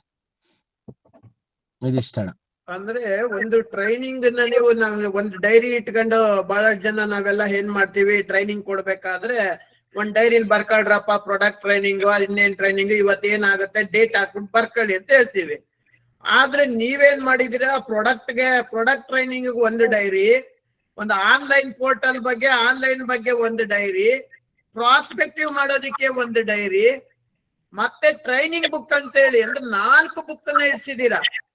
ಬಹಳಷ್ಟು ಜನಕ್ಕೆ ಗೊಂದಲ ಏನಪ್ಪಾ ಅಂದ್ರೆ, ಬುಕ್ ಇಡೋದಿರ್ಲಿ, ಫೋನ್ನೇ ಎತ್ತಲ್ಲ, ಇನ್ ಬುಕ್ ಇಡೋದ್ ಎಲ್ಲಿ ನೋಡೋದು ಅನ್ನೋದೇ ಇದಾಗೋಗಿದೆ. ಅದಕ್ಕೆಲ್ಲ ಹೆಂಗ್ ಮೇಂಟೈನ್ ಮಾಡ್ತೀರಾ? ಖಂಡಿತ ಅಣ್ಣ, ಈ ಸಮಸ್ಯೆ ನನಗೂ ಏನ್ ಬರ್ದನೇ ಇಲ್ಲ. ಆದ್ರೆ ನಾನೇನಂತ ಅಂದ್ರೆ, ನಾನು ಅವಾಗ್ಲೇ ಹೇಳ್ದೆ, ಹೋಗೋರ್ ಬಗ್ಗೆನೂ ನಾನು ತಲೆ ಕೆಡ್ಸ್ಕೊಂತಿಲ್ಲ. ಆಗ್ಲೇ ನನ್ನ ಕೈಲಿ ಏನ್ ಮ್ಯಾಕ್ಸಿಮಮ್ ಅಟೆಂಡ್ ಮಾಡಕ್ ಆಗತ್ತೆ, ನನ್ ಕೈ ಮೀರಿ ಏನ್ ಶಕ್ತಿ ಅವ್ರಿಗೆ ಸಪೋರ್ಟ್ ಮಾಡಕ್ ಆಗತ್ತೆ. ಡೇ 1 ಇಂದ ಅಂದ್ರೆ ಅಪಾಯಿಂಟ್ ಮಾಡಕ್ಕೆ ಯಾವಾಗ ಹೋಗಿರ್ತೀನಿ ಅವಾಗ್ಲೇ ಕೂಡ, ಈಗ ಆಲ್ಮೋಸ್ಟ್ ನನ್ನ ಟೀಮಲ್ಲಿ ಜಾಸ್ತಿ ಹೆಣ್ಮಕ್ಳೇ ಇದಾರೆ.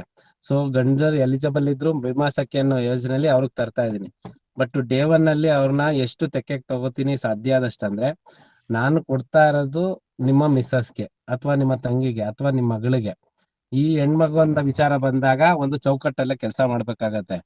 ಆ ಕಾರಣದಿಂದ ಅವ್ರಿಗೆ ನಾಮಕಾವಸ್ಥೆಗೆ ಅವ್ರ ಹತ್ರ ಏಜೆನ್ಸಿ ಇದೆ, ಕನೆಕ್ಟಿವಿಟಿ ನಮ್ ಜೊತೆ ನಿಮ್ ಜೊತೆಲಿ. ಸೊ ಅವ್ರು ಬೇಕಂತಾನೆ ಇಲ್ಲ, OTP ಕೊಟ್ರೆ ನನಗೆ ಪಾಲಿಸಿ ಮಾಡ್ಕೊಡ್ತೀನಿ, ನನ್ ಜೊತೆ ಪಾಲಿಸಿ ಮಾಡ್ಬೋದು. ಸೊ ಅವ್ರ ಅಪ್ಪ ಇರ್ಲಿ, ಅಮ್ಮ ಇರ್ಲಿ ಅಥವಾ ಯಜಮಾನ್ರು ಇರ್ಲಿ, ಅದನ್ನ ಜಾಸ್ತಿ ಕಮಿಟ್ಮೆಂಟ್ ಮಾಡಿಸ್ಕೊತೀನಿ, ಒಡನಾಟ ಸ್ವಲ್ಪ ಜಾಸ್ತಿ ಅವ್ರ ಹತ್ರ ಬೆರೆಸ್ಕೊತೀನಿ ಡೇ 1 ಅಲ್ಲಿ. ಸೊ ಅದು ನನಗೆ ಹೆಲ್ಪ್ ಆಗ್ತಾ ಇದೆ. ಅವಾಗ ಏನಾಗತ್ತೆ, ನನಗೆ ಆ ಫೋನ್ ಎತ್ತದೇ ಇದ್ದಾಗೂ ಕೂಡ ಅವ್ರು ಎತ್ತಲ್ಲ. ಕೆಲವು ಟೈಮಲ್ಲಿ ಕೆಲಸದಲ್ಲಿ ಇರ್ತಾರೆ, ಕೆಲವು ಟೈಮಲ್ಲಿ ಅವಾಯ್ಡು ಮಾಡ್ತಾರೆ. ಅಂತ ಟೈಮಲ್ಲಿ ಅವ್ರ ಸ್ಪೌಸ್ಗೋ ಅಥವಾ ಅವ್ರ ಫ್ಯಾಮಿಲಿ ಮೆಂಬರ್ ಯಾರಿದ್ದಾರೆ ಅವ್ರಿಗೆ ಸ್ವಲ್ಪ ಕನೆಕ್ಟಿವಿಟಿ ಮುಂಚೆನೆ ಇರುತ್ತೆ. ಅವ್ರ ಕಡೆಯಿಂದ ಅವ್ರ ಕ್ಲಾಸ್ ತಗೊಳ್ಳೋದು ಅಥವಾ ಏನ್ ಸಮಸ್ಯೆ ಮೂಲ ಅವ್ರಿಗೆ ಏನಿದೆ ಹಂಗ ಮಾಡ್ತೀನಿ. ಆದ್ರೂ ಕೂಡ ಕೆಲವು ಸ್ಕಿಪ್ ಆಗತ್ತೆ, ಅಷ್ಟೊಂದು 100% ಇಲ್ಲ. ಆ ಹೋಗೋರ್ ಬಗ್ಗೆ ನಿಜ ನಾನು ತಲೆ ಕೆಡ್ಸ್ಕೊಂತ ಇಲ್ಲ. ಹೋಗ್ಲಿ, ಹೊಸಬ್ರು ತರಲೇಬೇಕು, ಹೊಸಬ್ರ ಕೈಲಿ ಮಾಡಿಸ್ಲೇಬೇಕು ಅನ್ನೋ ಅನುಭವ ಇತ್ತೀಚೆಗಂತೂ ಜಾಸ್ತಿ ಆಗ್ಬಿಟ್ಟಿದೆ. ಯಾಕೆಂದ್ರೆ ಇದರಲ್ಲೇ ಇಟ್ಕೊಳಕ್ ಹೋದಾಗ ಲಾಸ್ಟ್ ಇಯರ್ ಎಲ್ಲ ಏನಾಗ್ಬಿಟ್ಟಿದೆ ಅಂದ್ರೆ, ಸೊ ಅವರಲ್ಲಿ ಕೆಲವು ಆಟಿಟ್ಯೂಡ್ ಕೂಡ ಕೆಲವು ಚೇಂಜ್ ಆಗ್ಬಿಡುತ್ತೆ. ನಮ್ಗದು ಆ ಬಿಸ್ನೆಸ್ ಮಾಡಕ್ಕೆ ಅಥವಾ ಏಜೆನ್ಸಿ ಮಾಡಕ್ ಬಿಡ್ತಾ ಇರಲಿಲ್ಲ. ಬಟ್ ಈ ವರ್ಷ ನಾನು ಕಲ್ತಿದ್ದೇನಂದ್ರೆ ಹೊಸಬ್ರನ್ನ ತರಲೇಬೇಕು. ಅವ್ರು ಒಂದಂತ ನಮ್ ಬಾಸ್, ನಮ್ ಮ್ಯಾನೇಜರ್ ಹೇಳ್ಕೊಡ್ತಿರ್ತಾರೆ, ಹೊಸಬ್ರು ಏನಿದೆಯಾ ಅವ್ರಿಗೆ ಒಂದ್ ಟ್ರೈನಿಂಗ್ ಕೊಟ್ಟಿದ್ದೀರಾ, ಅವ್ರು ಮಾಡಿದಾರ, ಅವ್ರು ಬಿಡಿ, ಫ್ರೀಯಾಗಿ ಬಿಡಿ. ಸೊ ಅವ್ರ ಹಿಂದೆ ಓಡಾಡ್ತಾ ನಿಂತ್ಕೊಳ್ಳೋದ್ರ ಅರ್ಥ ಇಲ್ಲ. ಹೊಸಬ್ರು ತಗೊಂಡ್ ಬನ್ನಿ ಅಂತ. ಈ ಹೊಸಬ್ರಲ್ಲಿ ಆ ಒಂದ್ ಅನುಭವ ಆಗ್ತಾ ಇದೆ. ಇಡೀ ವರ್ಷ ನಾನು 50 ಪಾಲಿಸಿ ಮಾಡಕ್ ಅವ್ರ ಹತ್ರ ಒದಾಡಿದೀನಿ. ಅದೇ ನನ್ನ ಮಾತಿಗೆ ಒಂದು ಬೆಲೆ ಕೊಟ್ಟಂತ ಒಂದ್ ಹೆಣ್ಮಗು, ಎಸ್ ಅವ್ರ ಮನೇಲಿ 6 ಪಾಲಿಸಿ ಇದೆ. ಅವ್ರ ಅಪ್ಪಂದ 2 ಪಾಲಿಸಿ, ಅವ್ರ ಅಮ್ಮಂದ 2 ಪಾಲಿಸಿ, ಅವ್ರದ್ದು 2 ಪಾಲಿಸಿ. 6 ತಿಂಗಳಿಂದ ನಾನು ಪ್ರಯತ್ನ ಮಾಡ್ತಾ ಇದ್ದೆ, ಪಾಲಿಸಿ ತಗೊಳ್ಳಿ, ಏಜೆನ್ಸಿ ತಗೊಳ್ಳಿ, ನಿಮ್ ಕೈಲಿ ಆಗುತ್ತೆ ಅಂತ. ನನ್ ಮಾತಿಗೆ ಬೆಲೆ ಕೊಟ್ಟಿದ್ದಷ್ಟೇ. ಅಣ್ಣ ನೀವ್ ಹೆಂಗ್ ಹೇಳ್ತೀರ ಆಯ್ತು, ನನ್ಗೆ ಮಾತು ಬರಲ್ಲ, ಮಾತಾಡಕ್ಕೂ ಬರಲ್ಲ, ಏನ್ ಮಾಡೋದಂತ. ನೀವೇನು ಮಾಡ್ಬೇಡಮ್ಮ, ನಿಮ್ಮ ಹತ್ರ ಒಳ್ಳೆ ಕಾಂಟ್ಯಾಕ್ಟ್ ಅದ್ ನನಗ್ ಗೊತ್ತು, ನೀವ್ ಮಾಡಿ ಅಂತ ಅಪಾಯಿಂಟ್ ಮಾಡ್ಕೊಟ್ಟಿದ್ದು. ಅಲ್ಲೂ ಅಷ್ಟೇ ಅವ್ರ ಅಪ್ಪ ಅಮ್ಮ ನನ್ನ ಜೊತೆ ತುಂಬಾ ಚೆನ್ನಾಗಿದ್ದಾರೆ. ಸೊ ಅವರು ಹೇಳೋದಷ್ಟೇ, ನಮ್ ಮಗ ನನ್ ತೆಕ್ಕೆಗೆ ಹಾಕಿದೀವಪ್ಪ, ಒಳ್ಳೇದು ಕೆಟ್ಟದ್ದು ಎಲ್ಲ ನೀನೇ ನೋಡ್ಕೋಬೇಕಂತ ನಂಗೆ ಅಷ್ಟು ಹೆಗ್ಲ ಮೇಲೆ ಹೊರೆ ಕೊಟ್ಟಿದ್ದಾರೆ. ಇವತ್ತು ಕೂಡ ನಮ್ಮ ಮನೆಗೆ ಬಂದೋದ್ರು ಅವ್ರು. ಅವ್ರ ಹತ್ರ ನೋಡಿ, ಹೊಸಬ್ರ ಹತ್ರ ಇಡೀ ವರ್ಷ 50 ಪಾಲಿಸಿ ಮಾಡಕ್ಕೆ ತುಂಬಾ ಕಷ್ಟ ಆಯ್ತು. ವಿತಿನ್ 13 ಡೇಸ್ ಅಲ್ಲಿ ಅವರು 50 ಪಾಲಿಸಿ ಕಂಪ್ಲೀಟ್ ಮಾಡಿದ್ರು. ನನ್ಗೆ ಇಲ್ಲಿ ಏನ್ ಅರ್ಥ ಆಯ್ತಂದ್ರೆ, ಇಲ್ಲಿ ಎಜುಕೇಶನ್ ಕನ್ಸಿಡರ್ ಮಾಡ್ಲಿಲ್ಲ. ಈ CA ಮಾಡಿರೋರ್ ನಂತರ ಇದಾರೆ, PhD ಮಾಡಿರೋರು ಇದಾರೆ ಒಬ್ರು, ಯಾಕೇನು ಇಂಜಿನಿಯರ್ ಮಾಡಿರೋರು 3 ಜನ ಇದಾರೆ. ಅವ್ರ ಹತ್ರ 15-20 ಪಾಲಿಸಿ ಮಾಡ್ಸಕ್ ಆಗ್ಲಿಲ್ಲ. ಬಟ್ ನಾನ್ ಮಾತಿಗೆ ಒಂದ್ ಬೆಲೆ ಕೊಟ್ಟಿದ್ಕೆ, ಆ ಬೆಲೆ ಕೊಟ್ಟ ಏಜೆನ್ಸಿ ತಗೋತು, ಆ ಹೆಣ್ಮಗು ಮಾಡ್ತು. ಸೊ ನಾವ್ ಯಾಕೆ ಬೇರೆಯವ್ರಿಗೆ ಅವಕಾಶ ಕೊಡ್ಬಾರ್ದು, ಜಾಸ್ತಿ ಮಾಡ್ಬೇಕು ರೆಕ್ರೂಟ್ಮೆಂಟ್ ಅಂತೇಳಿ ಈ ಸಲ ಅದಕ್ಕೆ 100ನ ಟಚ್ ಮಾಡ್ಬೇಕು, 100 ಏಜೆಂಟ್ ನಾನು ಈ ಸಲ ಮಾಡ್ಬೇಕು ಅಂತ, ಅದಕ್ಕೆ ಈ ಹೊಸಬ್ರು ಮಾಡ್ಬೇಕು ಅಂತಾನೆ ತಗೊಂಡಿದೀನಿ ನಾನು ಆ ಸ್ಟೆಪ್. ಅದ್ಭುತವಾದ ಪಾಯಿಂಟ್ ಅನ್ನ ಕೊಟ್ರಿ. ಇಲ್ಲ ಒಂದ್ 2-3 ಪಾಯಿಂಟ್ ಗಳನ್ನ ಇವತ್ತು ಏನು ಸಭೆ ಇವತ್ತು ಸೇರಿದ್ದಾರೆ ಅವ್ರಿಗೆ ಏನು ಅಪಾಯಿಂಟ್ ಮಾಡ್ತೀವಿ, ಅವ್ರಿಗೆ ಉತ್ತಮವಾದ ತರಬೇತಿ ಕೊಡ್ಬೇಕು. ಅದ್ರ ಜೊತೆಗೆ ಅವ್ರಿಗೆ ಮಾತ್ರ ಅಲ್ಲ, ಅವರ ಕುಟುಂಬದವ್ರನ್ನು ಸಹ ಇನ್ವಾಲ್ವ್ ಮಾಡ್ಕೊಳ್ತೀವಿ ಎನ್ನುವಂತ ಪಾಯಿಂಟ್ ಅನ್ನ ಇಲ್ಲಿ ಹೇಳಿದ್ರಿ.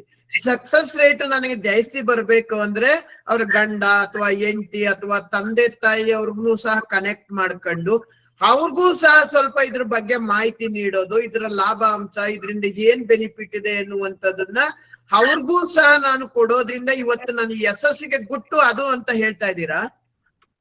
ಖಂಡಿತ ಇರ್ಬೋದು ಅಣ್ಣ. ನನಗೆ ಅವ್ರನ್ನು ನಾನು ಕನೆಕ್ಟ್ ಮಾಡ್ಕೊಳ್ತೀನಿ. ಒಂದನೇದು. ಎರಡನೇದು, ತರಬೇತಿ ನನ್ನ ಕಡೆಯಿಂದ ಏನು ಪ್ರಾಮಾಣಿಕವಾಗಿ ಅವರಿಗೆ ಟ್ರೈನಿಂಗ್ ಕೊಡ್ತೀನಿ.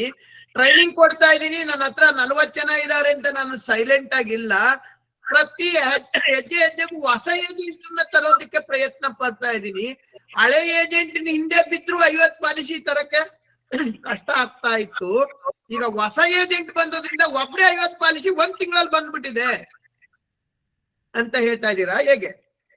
ಹೌದು, ಹೊಸಬ್ರ ಕೈಲಿ, ಅದೇ ನಾವಾಗ್ಲೇ ಮುಂಚೆನೆ ಹೇಳಿದೆ, ಹೊಸಬ್ರ ಕೈಲಿ ಅವಕಾಶ ಕೊಟ್ಟಾಗ ಅವ್ರಿಗೆ ಒಂದು ಗ್ರಾಟ್ಯೂಟ್ಯೂಡ್ ಇಂದ ಬರುತ್ತೆ, ಅಥವಾ ಹೊಸ ಫೀಲ್ಡ್ ಇರುತ್ತೆ, ಅವ್ರು ಒಂದು ಒಳ್ಳೆ ಸಂಬಂಧ ಇಟ್ಕೊಂಡಿರ್ತಾರೆ, ಅದರಿಂದ ಬಂದ್ಬಿಡುತ್ತೆ.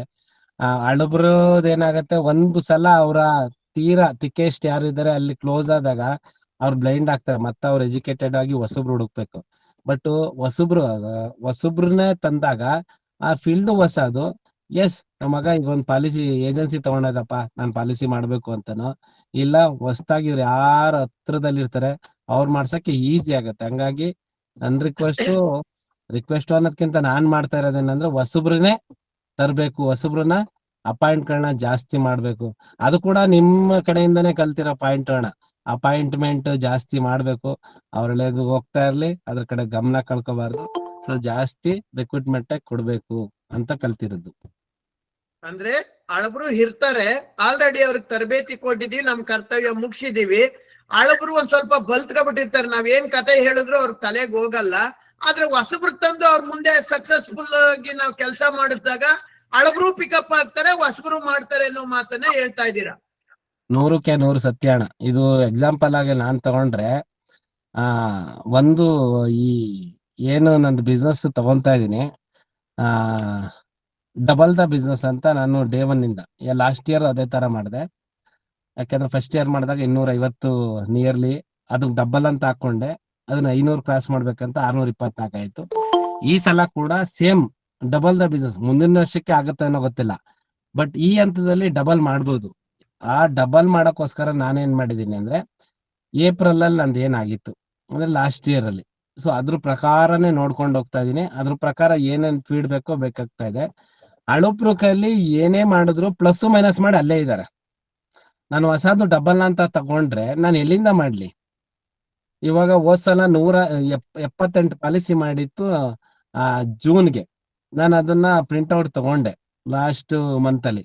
78 ಅಂದ್ರೆ ಅದಕ್ಕೆ ಡಬಲ್ ಅಂದ್ರೆ 158. ನಿಮ್ ಫಿಗರ್ ಬ್ರಾಂಚ್ ಅಲ್ಲಿ ವಿಜಯನಗರದಲ್ಲಿ ಕರೆಕ್ಟ್ ಆಗಿ ಡಬಲ್ ನಂಗೆ 79 ಇದ್ದು 158. ನೆನ್ನೆ ನಮ್ಮ ಪುಟ್ಟರಾಜಣ್ಣವ್ರದ್ದು ಎಲ್ಲರಿಗೂ ಗೊತ್ತಿದೆ, 158 ಕರೆಕ್ಟ್ ಆಗಿದೆ. ಅಂದ್ರೆ ನಾವ್ ಏನ್ ಯೋಚನೆ ಮಾಡಿ ಅದಕ್ಕೆ ಎಫರ್ಟ್ ಹಾಕ್ತಿವಿ ಎಲ್ಲೂ ಕೂಡ ಮಿಸ್ ಆಗಲ್ಲ. ಸೊ ಒಂದು ಆಶೀರ್ವಾದ ಎಲ್ಲೋ ಆಶೀರ್ವಾಣಿ ಇರುತ್ತೇನೋ, ಸೊ ಅದ್ರ ಪ್ರಕಾರ ನಡೀತಾ ಇದೆ. ಅದಲ್ದಾನೆ ಕೇರ್ಪೇಟೆ ಇರೋದು ನನಗೆ ಪ್ಲಸ್ ಪಾಯಿಂಟ್. ಸೊ ಹಂಗಾಗಿ 190 ಮಾಡ್ಲಿಕ್ಕೆ ಆಗೈತೆ. ಹೊಸಬ್ರು ಮಾಡ್ಬೇಕು ಅನ್ನೋದೇ ನನ್ನ ರಿಕ್ವೆಸ್ಟ್ ಅಣ್ಣ. ಹೊಸಬ್ರನ್ನ ಜಾಸ್ತಿ ಅಪಾಯಿಂಟ್ ಮಾಡ್ಬೇಕು, ಅವಕಾಶ ತುಂಬಾ ಇದೆ. ಅದ್ರೊಂದು ಭೀಮಾಸಕ್ಕೆ ಅವಕಾಶ ಇದೆ, ಯಾಕೆ ಮಿಸ್ ಮಾಡ್ಕೋಬಾರ್ದು? ಇದನ್ನ ಕರೆಕ್ಟ್ ಆಗಿ ಯುಟಿಲೈಸ್ ಮಾಡ್ಕೋತೀನಿ. ಮುಂದಿನ ದಿನದಲ್ಲಿ ಏನು ಈ ಸಲ ಡಬಲ್ ದ ಬಿಸ್ನೆಸ್ ಅಂತ ಅನ್ಕೊಂಡಿದೀನಿ. 600 ಏನಾಗಿತ್ತು, ಇದನ್ನ 100% 1200 ಪಾಲಿಸಿಗೆ ನಾನು ಗುರಿ ಅಂತೂ ಮುಟ್ತೀನಿ ಅಣ್ಣ. ಅಂದ್ರೆ ನೀವು ಆಲ್ರೆಡಿ ಗೋಲ್ ಇಟ್ಕೊಂಡಿದ್ದೀರಾ, ಕಳೆದ ವರ್ಷಕ್ಕೆ ಈ ವರ್ಷಕ್ಕೂ ಡಬಲ್ ಮಾಡ್ಬೇಕು ಅಂತ. ಆ ಡಬಲ್ ಆಯ್ತಾ ಇಲ್ವಾ ಅಂತ ನಾನು ಲಾಸ್ಟ್ ಕ್ವಾರ್ಟರ್ ಅಲ್ಲಿ ನೋಡಲ್ಲ, ಲಾಸ್ಟ್ 3 ತಿಂಗಳಲ್ಲಿ ನೋಡಲ್ಲ. ಫ್ರಮ್ ಡೇ 1 ಇಂದಾನೆ ನಾನು ಅದನ್ನ ಡಬಲ್ ಮಾಡ್ತಂದು ಹೋಗ್ತಾ ಇದ್ದೀನಿ. ಆದ್ರೆ ಹಳಬ್ರು ನಂಬ್ಕೊಂಡಿದ್ರೆ ಆಗ್ತಾ ಇರ್ಲಿಲ್ಲ, ಅದಕ್ಕೆ ಹೊಸ ಜನ ತಂದಿದ್ದೀನಿ, ಅಲ್ಲಿ ಡಬಲ್ ಮಾಡ್ತೀನಿ ಅಂತ. ಸಮಯ ತುಂಬಾ ಕಡಿಮೆ ಇದೆ, ಸಮಯ ಮುಗ್ದಿರೋದ್ರಿಂದ ಬಹಳಷ್ಟು ವಿಚಾರಗಳನ್ನ ಕೇಳ್ಬೇಕಾಗಿತ್ತು, ಸಮಯ ಮುಗ್ದಿದೆ. ಆದ್ರೂ ಸಹ ಇರೋ ಸಮಯದಲ್ಲಿ ನೀವು ಅದ್ಭುತವಾದ ಟಿಪ್ಸ್ ಅನ್ನ ಕೊಟ್ಟಿದ್ದೀರಾ. ಟ್ರೈನಿಂಗ್ ಹೇಗ್ ಕೊಡ್ಬೇಕು, ಟ್ರೈನಿಂಗ್ ಜೊತೆಗೆ ಅವ್ರಿಗೆ ಮೊದಲನೇ ದಿನನೇ ಅವ್ರ ಏಜೆಂಟ್ ರಿಕ್ರೂಟ್ಮೆಂಟ್ ಮಾಡಕ್ ಹೋದಾಗ ಯಾವ್ಯಾವ ವಿಚಾರ ಹೇಳ್ಬೇಕು, ಮತ್ತೆ ಅವ್ರಿಗೆ ಹೇಳದ ಮೇಲೆ ಹೇಗ್ ತರಬೇತಿ ಕೊಡ್ಬೇಕು, ಹಳಬರಿಗೆ ಯಾವ ತರ ನಡ್ಕೋಬೇಕು, ಹೊಸಬ್ರ ಹತ್ರ ಯಾವ ತರ ನಡ್ಕೋಬೇಕು ಅನ್ನುವಂತ ಅದ್ಭುತವಾದ ಸಂಗತಿಯನ್ನ ಹೇಳಿದೀರಾ. ಎಲ್ಲೋ ಒಂದ್ ಕಡೆ ನಾವು ಕ್ಲಬ್ ಮೆಂಬರ್ ಕಳ್ಕೊಂಡ್ CLA ಕಳ್ಕೊಬಿಟ್ರು ಕುಗ್ಗಲ್ಲ.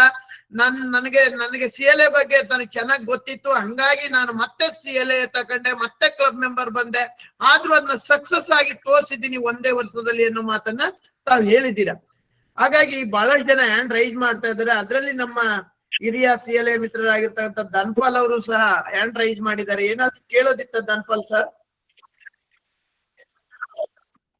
ಇದ್ದೀರಾ ಲೈನ್ ಅಲ್ಲಿ? ಧನ್ಪಾಲ್ ಸರ್ ನಾವು ಒಂದೇ ಡಿವಿಷನ್ ಅಣ್ಣ, Maddur branch sir. Top CLA Mysuru division ಅವರೇ? ಹೌದು. ಅನ್ಮ್ಯೂಟ್ ಮಾಡ್ಬೇಕು ನರಸಿಂಹಣ್ಣ. ಮೈಲಾರಪ್ಪ ಅವ್ರಿಗೆ ಅನ್ಮ್ಯೂಟ್ ಮಾಡಿ ಸರ್.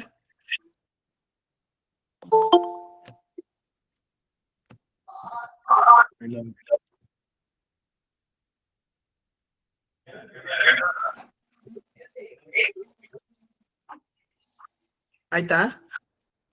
ಅಲ್ಲ, ನೀವು ಆಲ್ ಅನ್ಮ್ಯೂಟ್ ಮಾಡ್ಬಿಡಿ ಒಂದ್ಸರಿ. ಆಲ್ ಅನ್ಮ್ಯೂಟ್ ಮಾಡೋದು ಬೇಡ, ನೀವು ಅವ್ರನ್ನ ಕೋವಸ್ಟ್ ಮಾಡಿ, ಆಗಲ್ವಾ? ಆಗತ್ತೆ. ಮಾಡಿ. ಮೈಲಾರಪ್ಪ ಮಾತಾಡಿ ಸರ್. ಮೈಲಾರಪ್ಪ ಅವ್ರ ಅನ್ಮ್ಯೂಟ್ ಮಾಡಿ ಮಾತಾಡಿ. ಏನು ಹ್ಯಾಂಡ್ ರೈಸ್ ಮಾಡಿದ್ರಲ್ಲ, ಆಕಸ್ಮಿಕವಾಗಿ ಮಾಡಿದ್ರ ಹೇಗೆ? ಇಲ್ಲ ಸರ್, ಎಲ್ರಿಗೂ ನಮಸ್ಕಾರ ಸರ್. ನಾನು ಒಂದು ಏನ್ ಹೇಳ್ತಿದ್ದೀನಿ ಅಂದ್ರೆ, ಈ ಒಂದು ಮೀಟಿಂಗ್ ತುಂಬಾ ನಾನು ಎಲ್ರೂ ಅಟೆಂಡ್ ಆಗಿದ್ದೀನಿ, 6 ಮೀಟಿಂಗ್ ಅಟೆಂಡ್ ಆಗಿದ್ದೀನಿ. ಈ ಒಂದು ಮೀಟಿಂಗ್ ಅನ್ನ ನಾವು ಮತ್ತೆ ಈ ಒಂದೇನೋ ನಾವು ವಿಜಿನಲ್ಲೋ ಅಥವಾ ಕ್ಯಾನ್ವಸ್ ಎಲ್ಲೋ ಹೋದಾಗ ಅಟೆಂಡ್ ಆಗಕ್ ಆಗಿರಲ್ಲ ಒಂದೊಂದ್ಸರಿ ಬೈಕ್ ಅಲ್ಲಿ ಇದ್ದಾಗ. ಇದನ್ನ ಒಂದು ವಿಡಿಯೋ ಮಾಡಿ ಒಂದು ಗ್ರೂಪ್ಗೆ CW ಗ್ರೂಪ್ ಹಾಕ್ಬೋದಾ ಅಂತ ನನ್ನೊಂದು ಕ್ವಶನ್ ಇದೆ ಸರ್, ಅಷ್ಟೇ. ಖಂಡಿತ ಕೆಲಸ ಮಾಡ್ತೀವಿ. ಬಹಳಷ್ಟು ಜನ ಫೀಡ್ಬ್ಯಾಕ್ ಕೊಟ್ಟಿದ್ದಾರೆ, ನೀವು ವಿಡಿಯೋ ಕಳ್ಸಿಬಿಟ್ರೆ ರೆಕಾರ್ಡಿಂಗ್ ಕಳ್ಸಿದ್ರೆ ನೆಕ್ಸ್ಟ್ ಮೀಟಿಂಗ್ ನೇ ಅಟೆಂಡ್ ಮಾಡ್ದ ಹೋಗ್ತಾರೆ ಅಂತ.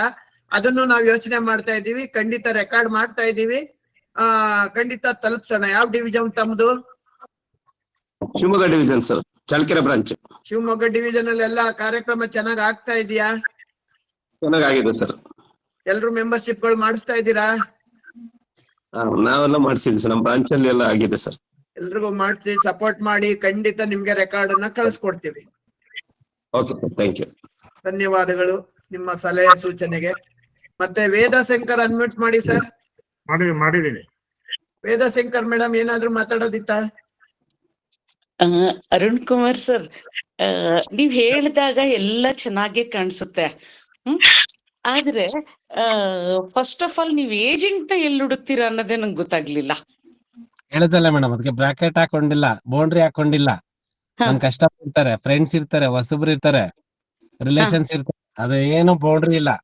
ಎಲ್ಲಿ ಅನ್ಸುತ್ತೆ ಆಮೇಲೆ ಏನು ಕೂಡ ಬೌಂಡ್ರಿ ಅಂದ್ರೆ ನೀವೇನ್ ಹೇಳ್ತಾ ಇದ್ದೀರಾ? ಇಂಥವ್ರು ಕೊಟ್ರೆ ನನ್ ಬಿಸ್ನೆಸ್ ಹೊಡ್ತಾ ಬೀಳುತ್ತೆ, ನನ್ ಫ್ರೆಂಡ್ ಹೆಂಡತಿ ಕೊಡಬಾರ್ದು, ಗಂಡನ್ ಕೊಡಬಾರ್ದು, ನನ್ ಕಸ್ಟಮರ್ ಕೊಡಬಾರ್ದು, ನಮ್ ಊರಲ್ಲಿ ಕೊಡಬಾರ್ದು, ನನ್ನ ಏರಿಯಾದಲ್ಲಿ ಕೊಡಬಾರ್ದು, ಆ ತರ ಬೌಂಡ್ರಿ ಹಾಕೊಂಡಿಲ್ಲ ಅಂತಾನ? ಏನ್ ಬೌಂಡ್ರಿ? ಕರೆಕ್ಟ್ ಆಗಿ ಹೇಳಿದ್ರಿ ಅಣ್ಣ. ಯಾವ್ದೇ ತರದ್ದು ನನ್ ಬಿಸ್ನೆಸ್ ಅಲ್ಲಿ ಹೊಡ್ತಾ ಬೀಳೋದಾಗ್ಲಿ, ಅಥವಾ ನನ್ನ ರಿಲೇಷನ್ ಧಕ್ಕೆ ಬರುತ್ತೆ ಅನ್ನೋದಾಗ್ಲಿ, ಅಥವಾ ಬೇರೆ ಇನ್ನೊಂದೇನೋ ಸಮಸ್ಯೆ ಮುಂದೆ ಏನಾಗುತ್ತೆ ಅಂತ ಏನು ನೋಡಲ್ಲ ಮೇಡಮ್. ಯಾರು ನೋಡ್ತಾರೆ, ಐ ಲೈಕ್ ಕಣ್ಣಿಗೆ ಯಾರು ಕಾಣಿಸ್ತಾರೆ ನನಗೆ ಏಜೆಂಟ್ ಆಗಿ ಕಾಣಿಸ್ತಾರೆ. ಎಲ್ಲಾರ್ಗು ಹೇಳ್ತೀನಿ, ಇಂಥವೇ ಕ್ಯಾಟಗರಿ ಅಂತ ಇಲ್ಲ. ಯಾಕೆಂದ್ರೆ ಲಾಸ್ಟ್ ವರ್ಡ್ ಹೇಳ್ದೆ ನಿಮ್ಗೆ. 3 ಜನ ಇಂಜಿನಿಯರ್ ಇದ್ದಾರೆ, ಒಬ್ರು CA ಇದ್ದಾರೆ, ಒಬ್ರು PhD ಮಾಡಿರೋ ಇದ್ದಾರೆ. ಸೊ ಇವ್ರ ಕೈಲಿ ಆಗದೆ ಇರೋದು, ನಾನೇನಾರ ಆ ಹೆಣ್ಮಗುಗೆ ಏನಾರ ಕೊಟ್ಟಿಲ್ಲ ಇವತ್ತು, ನಿಜ ಅವ್ರದೊಂದು ಗುಟ್ಟು ಹೇಳಲಿಲ್ಲ. ಏನಂತ ಅಂದ್ರೆ ಪಾಪ ಅವರು ಕೆಲ್ಸ ಮಾಡ್ಕೊಂಡ್ ಬರೋದು ಮನೆ ಕೆಲ್ಸ, 2 ಮನೆ ಪಾತ್ರೆ ತೊಳ್ಕೊಂಡ್ ಬರೋರು. ನಾನೆಲ್ಲೋ ಈ ಹೆಣ್ಮಗುಗೆ ಪಾತ್ರೆ ತೊಳ್ಕೊಂಡು ಈ ಮಗು ಬರುತ್ತೆ, ಇದ್ರ ಕೈಲಿ ಆಗುತ್ತಾ? ಅವ್ಳು ಮಾತಾಡೋದು ಇವತ್ತು ಕರೆಕ್ಟ್ ಆಗಿ ಅವಳಿಗೆ ಹ್ಯಾಂಡ್ ರೈಟಿಂಗ್ ಬರಲ್ಲ, ಇಂಗ್ಲಿಷ್ ಬರೆಯಕ್ ಬರಲ್ಲ, ಹೇಳ್ಕೊಡ್ಬೇಕು ಅಂತಂದ್ರೆ ನಾನೆಲ್ಲ ಕಲ್ಸ್ಕೊಡ್ತಾ ಇದೀವಿ. ನಾನೆಲ್ಲಾರು ಮಾಡ್ತೀನಿ ಅಂತ ಹೆಂಗ್ ಆ ಹುಡುಗಿ ಅನ್ಕೊಂಡ್ರಿ? ಅದನ್ನ ಪಾಲಿಸಿ ಮಾಡಿದಾಳೆ ಒಂದೇ ತಿಂಗಳಿಗೆ ಅಂತ ಹೇಳ್ತಾ ಇದ್ದೀರಾ? ಮನೆ ಕೆಲ್ಸಕ್ಕೆ ಇವತ್ತು ಹೋಗ್ತಾ ಇದ್ದಾಳೆ, ಆ ಮನೆ ಕೆಲಸ ಮಾಡ್ಕೊಂಡು 50 ಪಾಲಿಸಿ ಮಾಡಿದಾಳೆ ಅಂತ. ಬಟ್ ಆ ಹುಡುಗಿ ಮಾಡ್ತಾಳೆ ಅಂತ ನೀವ್ ಹೆಂಗ್ ಮೇಡಮ್ ಅನ್ಕೊಂಡ್ರಿ? ಅದೇ ಹೇಳ್ತಾ ಇದೀನಿ, ಇವ್ರು ಮಾಡ್ತಾರೆ ಇವ್ರು ಮಾಡಲ್ಲ ಅದನ್ನ ಯೋಚನೆ ಮಾಡ್ತಿಲ್ಲ. ನನ್ನ ಕೆಲ್ಸ ಏನಿದೆಯೋ ಅವ್ರನ್ನ ಉರ್ದುಂಸ ಕೆಲ್ಸ ನಿಮ್ ಕೈಲಿ ಆಗತ್ತೆ ಮಾಡಿ, ನಿಮ್ ನೆಟ್ವರ್ಕ್ ಇದೆ ಮಾಡಿ ಅಂತ ಹೇಳ್ತೀನಿ. ಬಿಟ್ರೆ ಇಂತರೇ ಸಕ್ಸಸ್ ಆಗ್ತಾರೆ, ಇಂತರ ಕೊಟ್ರೆ ಸಕ್ಸಸ್ ಆಗ್ತಿವಿ ಅಂತ ಖಂಡಿತವಾಗ್ಲೂ ಯೋಚನೆ ಬಿಫೋರ್ ಮಾಡ್ತಾ ಇಲ್ಲ. ಎಲ್ಲಾರ್ಗು ಹೇಳ್ತೀನಿ, ಅದೇ ವರ್ಡು ಅದೇ ಮ್ಯಾಟ್ರ್ ಇರ್ತದೆ, ಏನೋ ಡಿಫರೆನ್ಸ್ ಇರಲ್ಲ. ಇಂತವ್ರು ಮಾಡ್ತಾರೆ ಅಂತ ಖಂಡಿತ ಯೋಚನೆ ಮಾಡಲ್ಲ. ನರಸಿಂಹಯ್ಯ ಸರ್, ಇದು ಇವ್ರಿಗೆ ಕೊಟ್ಟಿದ್ದ ಟೈಮ್ ತುಂಬಾ ಕಡಿಮೆ ಅನ್ನಿಸ್ತಾ ಇದೆಯಾ? ನಮ್ಗೆ ತುಂಬಾ ಕ್ವಶನ್ಸ್ ಗಳು ಕ್ರಿಯೇಟ್ ಆಗ್ತಿದೆ, ಬಟ್ ಟೈಮ್ ಆಗ್ಬಿಟ್ಟಿದೆ.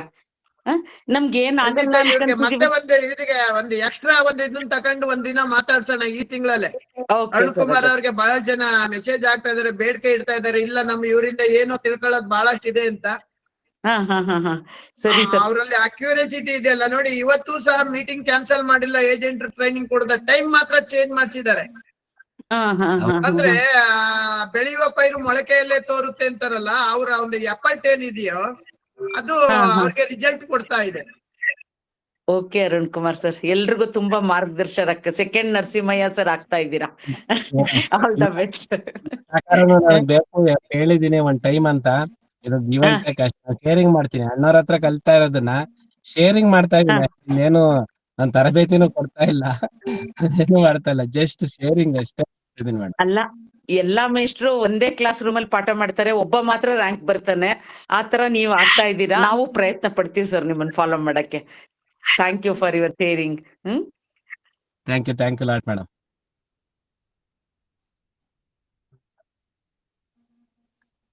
ವಿಜಯ ಕುಮಾರಿ ಅವರು ಕೇಳಿದ್ರು. ವಿಜಯ ಕುಮಾರಿ ಅವರು ಏನೋ ಕ್ವಶನ್ಸ್ ಕೇಳ್ತಾ ಇದ್ದಾರೆ. ಮಾಡಿ ಸರ್. ವಿಜಯ ಕುಮಾರಿ ಅವರು ಮಾತಾಡಿ. ನಮಸ್ಕಾರ ಸರ್, ಎಲ್ರಿಗೂ ನಮಸ್ಕಾರಗಳು. ಆಕ್ಚುಲಿ ಅರುಣ್ ಕುಮಾರ್ ಸರ್ ಬಗ್ಗೆ ನಂಗೆ ಹೇಳಕ್ ತುಂಬಾ ಖುಷಿ ಆಗತ್ತೆ. ಸರ್ ಎಷ್ಟು ಪೇಶನ್ಸ್ ಇಂದ ಮಾಡ್ತಾರೆ ಅಂತಂದ್ರೆ, ಅವ್ರು 2 ವರ್ಷ ಹಾಕಿದ್ ಎಫರ್ಟ್ ಕಡಿಮೆ ಅಂದ್ರೂ 5 ರಿಂದ 7 ಲಕ್ಷ ಲಾಸ್ ಆಗಿದೆ. ಆದ್ರೂ ಪ್ರತಿದಿನ ಅವ್ರು ಮೀಟಿಂಗ್ ತಗೊಂಡು ಪೇಶನ್ಸ್ ಇಂದ ಅವ್ರನ್ನ ರಿಟೈನ್ ಮಾಡ್ಕೊಂಡು, ಹೋದವ್ರು ಹೋಗ್ಲಿ ಬಂದವ್ರು ಬರ್ಲಿ ಅಂತ ಗಟ್ಟಿಯಾಗಿ ನಿಂತ್ಕೊಂಡ್ ಮಾಡಿದ್ರು ಸರ್. ದಟ್ ಇಸ್ ವೆರಿ, ನಾವು ನೋಡಿದಂತವ್ರು ಏನೇ ಕಷ್ಟ ಬಂದ್ರು ನಗ್ನಾಗ್ತಾ ಎದುರಿಸ್ತಾರೆ ಸರ್. ಅದನ್ನೆಲ್ಲ ನಾವು ನಿಜ ಅವರು ನಮ್ಮ ಒಂದು ಮಾರ್ಗ ಏನು ರೋಲ್ ಮಾಡ್ರ ಅಂತ ಹೇಳ್ಬೋದು. ಜೊತೆಲಿ ನರಸಿಂಹಯ್ಯ ಸರ್ ನೋಡಿದ್ರೆ ನಮ್ಗೆ ತುಂಬಾ ಖುಷಿ ಆಗುತ್ತೆ. ಅದ್ರಲ್ಲಿ ಆಲ್ ಇಂಡಿಯಾ ನಂಬರ್ 1 ಇದ್ದಾರೆ, ಎಲ್ಲಾ ಮೀಟಿಂಗ್ ಅಲ್ಲೂ ಇರ್ತಾರೆ, ಎಲ್ಲರಿಗೂ ಹುರಿದುಂಬಿಸ್ತಾರೆ, ಎಲ್ರನ್ನೂ ನೋಡ್ಕೋತಾರೆ. ಸರ್ ನೀವೆಲ್ಲ ವಿರೂಪಾಕ್ಷ ಸರ್ ಇರ್ಬೋದು, ಮತ್ತೆ ಇನ್ನು ಅನೇಕ ಲೀಡರ್ ಸರ್. ನಿಮ್ ಜೊತೆಲಿ ಇರೋದಕ್ಕೆ ನನಗ್ ಖುಷಿ ಆಗುತ್ತೆ. ನಿಮ್ಗೆ ಎಲ್ರಿಗೂ ಧನ್ಯವಾದಗಳು sir. Thank you madam. Thank you. Satish N Satish ಮಾತಾಡಪ್ಪ. ಅರುಣ್ ಸರ್ ನಮಸ್ಕಾರ. ನಮಸ್ತೆ. ನಮಸ್ತೆ ಸರ್. ತುಂಬಾ ಚೆನ್ನಾಗಿ ನೀವು ನಮ್ಗೆಲ್ಲ ಒಂದು ಐಡಿಯಾಸ್ ಕೊಟ್ರ ಏಜೆನ್ಸಿ ರಿಕ್ರೂಟ್ಮೆಂಟ್ ಬಗ್ಗೆ ಎಲ್ಲ. ತುಂಬಾ ಖುಷಿ ಆಯ್ತು. ನಾವು ಎಷ್ಟೋ ವಿಷಯ ನೀವು ಇವತ್ತು ತಿಳ್ಕೊಂಡ್ವಿ. ಒಂದ್ ಕ್ವಶನ್ಸ್ ಏನಂದ್ರೆ, ಈಗ ಭೀಮಸಖಿ ಅಂತ ನೀವು ರಿಕ್ರೂಟ್ಮೆಂಟ್ ಮಾಡ್ತಾ ಇದ್ದೀರಾ, ಬರೀ ಲೇಡೀಸ್ನೇ. ಅವರು ಯಾವ್ದೇ ಒಂದು ಟ್ರೈನಿಂಗ್ ಕರೆದಾಗ ಖಂಡಿತ ಬರ್ತಾರ, ಅವರು ಮೀಟಿಂಗು ಟ್ರೈನಿಂಗ್ ಎಲ್ಲ ಬರ್ತಾರ? ಯಾಕಂದ್ರೆ ನಾನು ಒಂದ್ 10 ಜನ ಒಂದು ಭೀಮಸಖಿ ಮಾಡಿದೀವಿ. ತುಂಬಾ ತಲೆನೋವು, ಓನ್ಲಿ 2 or 3 ಅಷ್ಟೇನೆ. ಯಾರು ಮೀಟಿಂಗ್ ಮನೆ ಬರ್ತೀವನ್ನು ಬರೋದಿಲ್ಲ. ಅದೊಂದು ಹೆಡ್ಡೇಕ್ ಇದೆ ನಮ್ಗೆ. ನಿಮ್ಮಲ್ಲಿ ಹೇಗೆ ಗೊತ್ತಿಲ್ಲ ಸರ್? ಸರ್ ಏನು ಡಿಫರೆನ್ಸ್ ಇಲ್ಲ. ಇವತ್ತು ಏನೋ ನೋಡ್ತಾ ಒಂದು ರಿಸಲ್ಟ್ ಒಂದೆರಡು ಕೊಟ್ಬಿಟ್ಟು ಕ್ಲೋಸ್ ಮಾಡ್ಬಿಡ್ತೀನಿ ಸರ್, ಜಾಸ್ತಿ ತಗೊಳಲ್ಲ. ಹೇಳಿ ಹೇಳಿ. ಅಣ್ಣ ಈಗೇನು ನಾನು ಅವ್ರನ್ನ ಮೆಂಟರ್ ಆಗಿ ತಗೊಂಡ್ಬಿಟ್ಟಿದೀನಿ, ನರಸಿಂಹಣ್ಣ ಅವ್ರನ್ನ. ಅವ್ರು ಯಾವಾಗ್ಲೂ 35 ಒಂದು ಫಾರ್ಮುಲಾ ಹೇಳ್ತಾರೆ, ನೀನೇನಾದ್ರೂ ಮಾಡು 35% ನಿಂಗೆ ರಿಸಲ್ಟ್ ಸಿಗೋದು ಅಂತ. ಸರ್ ಇಂಡಿವಿಜುವಲ್ ಲಾಸ್ಟ್ ಮಂತ್ ಇಂದ, ಅಂದ್ರೆ ಬಿಫೋರ್ ಲಾಸ್ಟ್ ಮಂತ್, ಮೇ ಮತ್ತೆ ಜೂನ್ ಅಲ್ಲಿ ನಮ್ಗೆ ಒಂದ್ ಕ್ಯಾಂಪೇನ್ ಇತ್ತು, ಯಾವ್ದು ಚಾಂಪಿಯನ್ ಟ್ರೋಫಿ. ನಾನು ಹೆಂಗೆ ಅವಮಾನ ಮಾಡಿದೆ ಅಂದ್ರೆ, ಪ್ರತಿ ಮನೆಗೆ ಹೋಗಿ ಅವ್ರಿಗೆ ಒಂದು ಇನ್ವಿಟೇಷನ್, ನಾವ್ ಹೇಗೆ ಮದುವೆಗೆ ಹೋಗಿ ಹೇಳ್ತೀವಿ ಆ ತರ ಇನ್ವಿಟೇಷನ್ ಕೊಟ್ಟು ವಿತ್ ಫೋಟೋ ಹೊಡೆದು ನಾನು ಗ್ರೂಪ್ಗಾಗಿ 21 ಜನ ಕೇಳಿದೆ ಸರ್. 21 ಜನ. ನನಗಿದ್ದೇನೋ 42 ಜನ. ಅಗೇನ್ ಅಲ್ಲೂ ಕೂಡ ನನ್ ತಪ್ಪು ಇದೆ, 42 ಜನಕ್ಕೆ ಆಫರ್ ಮಾಡ್ಲಿಲ್ಲ. ನನ್ ಕೈಲಿ ರೀಚ್ ಮಾಡಕ್ ಆಗಿದ್ದೆ ಅಷ್ಟು ಫೋನಲ್ಲಿ ಹೇಳ್ಕೊಂಡೆ. 21 ಜನ ಮಾಡಿದೀನಿ ಸರ್. ಅಗೇನು ನನಗೆ ನೆನ್ನೆ ನೋಡ್ತೀನಿ, ನಾನು 20 ಜನ ಗೋಲ್ ಹಾಕೊಂಡಿದ್ದೆ. 20 ಜನನ ನಾನು ಏನಾದ್ರು ಕ್ವಾಲಿಫೈ ಮಾಡಿಸ್ಬೇಕಂತ. ಆದ್ರೆ ನನಗ್ ರಿಸಲ್ಟ್ ಸಿಕ್ಕಿದ್ದು 7 ಜನ ಸರ್. ಚಾಂಪಿಯನ್ ಟ್ರೋಫಿಗೆ ನನ್ನ ಟೀಮಲ್ಲಿ 7 ಜನ ಕ್ವಾಲಿಫೈ ಆಯ್ತು. ನನ್ಗೆ ಇವತ್ತು ಸಡನ್ ಆಗಿ ಅದು ಫ್ಲಾಶ್ ಆಯ್ತು. 7 ಜನ. ನಾನು ಎಷ್ಟು ಜನಕ್ಕೆ ಇವತ್ತೊಂದು ವಿಡಿಯೋ ಹಾಕಿದೀನಿ ಸರ್ ನನ್ನ ಗ್ರೂಪ್ ಅಲ್ಲಿ. ಜೂನ್ ಮಂತ್ ಅಲ್ಲಿ ನನ್ನ ಆಕ್ಟಿವಿಟಿ ಎಲ್ಲ ಏನಿದೆ ಒಂದು ವಿಡಿಯೋ ಮಾಡಿ ಹಾಕಿದ್ದೀನಿ. ಅಗೇನ್ ಸ್ಟೇಟಸ್ ಹಾಕ್ತೀನಿ ಅದನ್ನ. ಅದರಲ್ಲಿ ಸರ್ 21 ಜನಕ್ಕೆ ಏನು ನಾನು ಇನ್ವೈಟ್ ಮಾಡಿದ್ರೆ ಅದ್ರಲ್ಲಿ 7 ಜನ ಮಾತ್ರ ಕ್ವಾಲಿಫೈ ಆಗಿದ್ದಾರೆ. ಅವಾಗ ನನಗೆ ಸಡನ್ ಆಗಿ ಟಕ್ಕನ ಫ್ಲಾಶ್ ಆಯ್ತು 35%. ಆಗ ನರಸಿಂಹಣ್ಣಂದ ಅಗೇನ್ ಬಂತು, ನಂಬರ್ ಗೇಮ್ ಇದು ಅಷ್ಟೇ, ಬೇರೆ ಏನಿಲ್ಲ ಅಂತ. ಸರ್ ಭೀಮಾಸಖಿ ಏಜೆಂಟ್ ಅಪಾಯಿಂಟ್ ಮಾಡಿದೀನಿ. ಸೇಮ್ ಪ್ರಾಬ್ಲಮ್ ನನ್ಗೂ ಬರ್ತಾ ಇದೆ ಸರ್. ಕೆಲವರು ಫುಲ್ ಟೈಮ್ ಇಲ್ಲ, ಅವ್ರು ನನ್ನ ಹತ್ರ ಅಬ್ಸೆಂಟ್ ಇಲ್ಲ. ಅವರು ಅಗೇನ್ ಆಡಿಟ್ ಆಫೀಸಲ್ಲಿ ಕೆಲಸ ಮಾಡ್ತಾರೆ, ನನಗ್ ಟೈಮ್ ಕೊಡಲ್ಲ, ಮತ್ತೆ ಇದಕ್ ಬರಲ್ಲ, ಮೀಟಿಂಗ್ ಗಳಿಗೆ ಬರಲ್ಲ. ನನಗೆ ಗೂಗಲ್ ಮೀಟಿಂಗ್ ಮಾಡಕ್ಕೂ ಚಾಲೆಂಜ್ ಆಗತ್ತೆ. ಹೌದು. ಆ ಉದ್ದೇಶ ಏನನ್ಕೊಂಡ್ರೆ ನನಗೂ ಅದಿದೆ. ಬಟ್ ನನಗ್ ಖುಷಿ ಏನಂದ್ರೆ 12ರಿಂದ 13 ಜನ ಅಲ್ಲೂ ತರ ಅಗೇನ್ ಸರ್ ನೋಡಿ, ಅಲ್ಲೂ ಕೂಡ ನನ್ಗೆ 35% ಆ ಫಾರ್ಮುಲಾ ವರ್ಕ್ ಆಗತ್ತೆ. 35-36 ಜನ ಅಪಾಯಿಂಟ್ ಮಾಡಿದೀನಿ. ಆದ್ರೆ ಭೀಮಾಸಖಿ ಸ್ಟೇ ಫಂಡ್ ತಗೊಳ್ಳೋದು ಅಗೇನ್ 10ರಿಂದ 11% ಅಷ್ಟೇ. ಸಾರಿ, 10ರಿಂದ 11 ಜನ ಮಾತ್ರ. ಅಲ್ಲೂ ಕೂಡ 35%. ಇದೆಲ್ಲ ನಮ್ಮ ಲಕ್ಷ್ಮಣ ಹೇಳ್ತಿರ್ತದೆ, ಎಲ್ಲ ನಂಬರ್ ಗೇಮ್ ಅಷ್ಟೇ.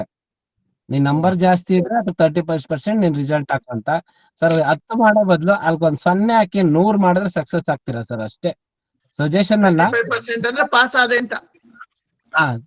35% ಅಂದ್ರೆ ಪಾಸ್ ಆಗಿದೀವಿ ಅಂತ. ಓಕೆ ಸರ್, ಆಯ್ತು. ನಮ್ಮಲ್ಲಿ ಒಂದೊಂದು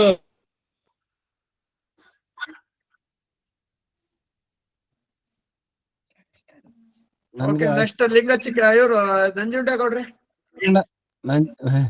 ನಂಜುಂಡೇಗೌಡಿದ್ದಾರೆ ನಮ್ಮ ಸೀನಿಯರು. ಅಗೇನ್ ಅವ್ರ ಜೊತೆಲಿ ಕೆಲಸ ಮಾಡಿದೀನಿ. ನನ್ ಕಂಡ್ರೆ ತುಂಬಾ ಪ್ರೀತಿ, ನನಗೂ ಅಷ್ಟೇ ಇದೆ. ಥ್ಯಾಂಕ್ ಯು ಸರ್, ನೀವು ಅಟೆಂಡ್ ಮಾಡ್ತಾ ಇರೋದಕ್ಕೆ. ಅನ್ಮ್ಯೂಟ್ ಮಾಡ್ಬೇಕು ನಂಜುಂಡೇಗೌಡ್ರೆ, ಅನ್ಮ್ಯೂಟ್ ಮಾಡ್ಕ ಮಾತಾಡ್ಬೇಕು. ಮಾಡಿದೀನಿ ಮಾತಾಡಿ. ಇಲ್ಲ ಮಾಡಿ. ನಮಸ್ಕಾರ ಸರ್, ಎಲ್ಲರಿಗೂ ನಮಸ್ಕಾರ. ವರುಣ್ ಅಂದ್ರೆ ನಮ್ಗೆ ಅದೊಂಥರ ಅದೇನೋ ಒಂದು ಶಕ್ತಿ ಅದು. ಯಾಕೆಂದ್ರೆ ಈ ಬ್ರಾಂಚ್ ಅಲ್ಲಿ ಇದ್ದಾಗ್ಲೂ ಹಂಗೇನೆ ಚೆನ್ನಾಗ್ ಮಾಡ್ತಿದ್ವಿ. ನಾನು ನಮ್ಮ ಬ್ರದರ್ ಅರುಣ್ ಅಲ್ಲಿ CLA ಏನ್ ಟಾರ್ಗೆಟ್ ಇತ್ತು ಅದನ್ನ ಫಿನಿಶ್ ಮಾಡ್ತಾ ಇದ್ವಿ. ಬಟ್ ಅವರ ಆಕ್ಚುಲಿ ತುಂಬಾ ನೊಂದು ಬೆಂದಂತ ವ್ಯಕ್ತಿ. ಬಟ್ ಎಲ್ಲರಿಗೂ ಒಂದು ಇದನ್ನ ಅದೇನಾದ್ರೂ ನಾನು ಆಕ್ಚುಲಿ IT ವಿಚಾರದಲ್ಲಿ ಅವರು ತುಂಬಾ ಫಾಸ್ಟ್ ಇದ್ದಾರೆ. ನಾವೆಲ್ಲ ಅವ್ರಿಗೆ ಹೋಲ್ಸ್ಕೊಂಡಾಗ ಏನೇನೋ ಅಲ್ಲ. ಬಟ್ ಆದ್ರೂ ನಾವು ಕಲಿತಾ ಇದೀವಿ.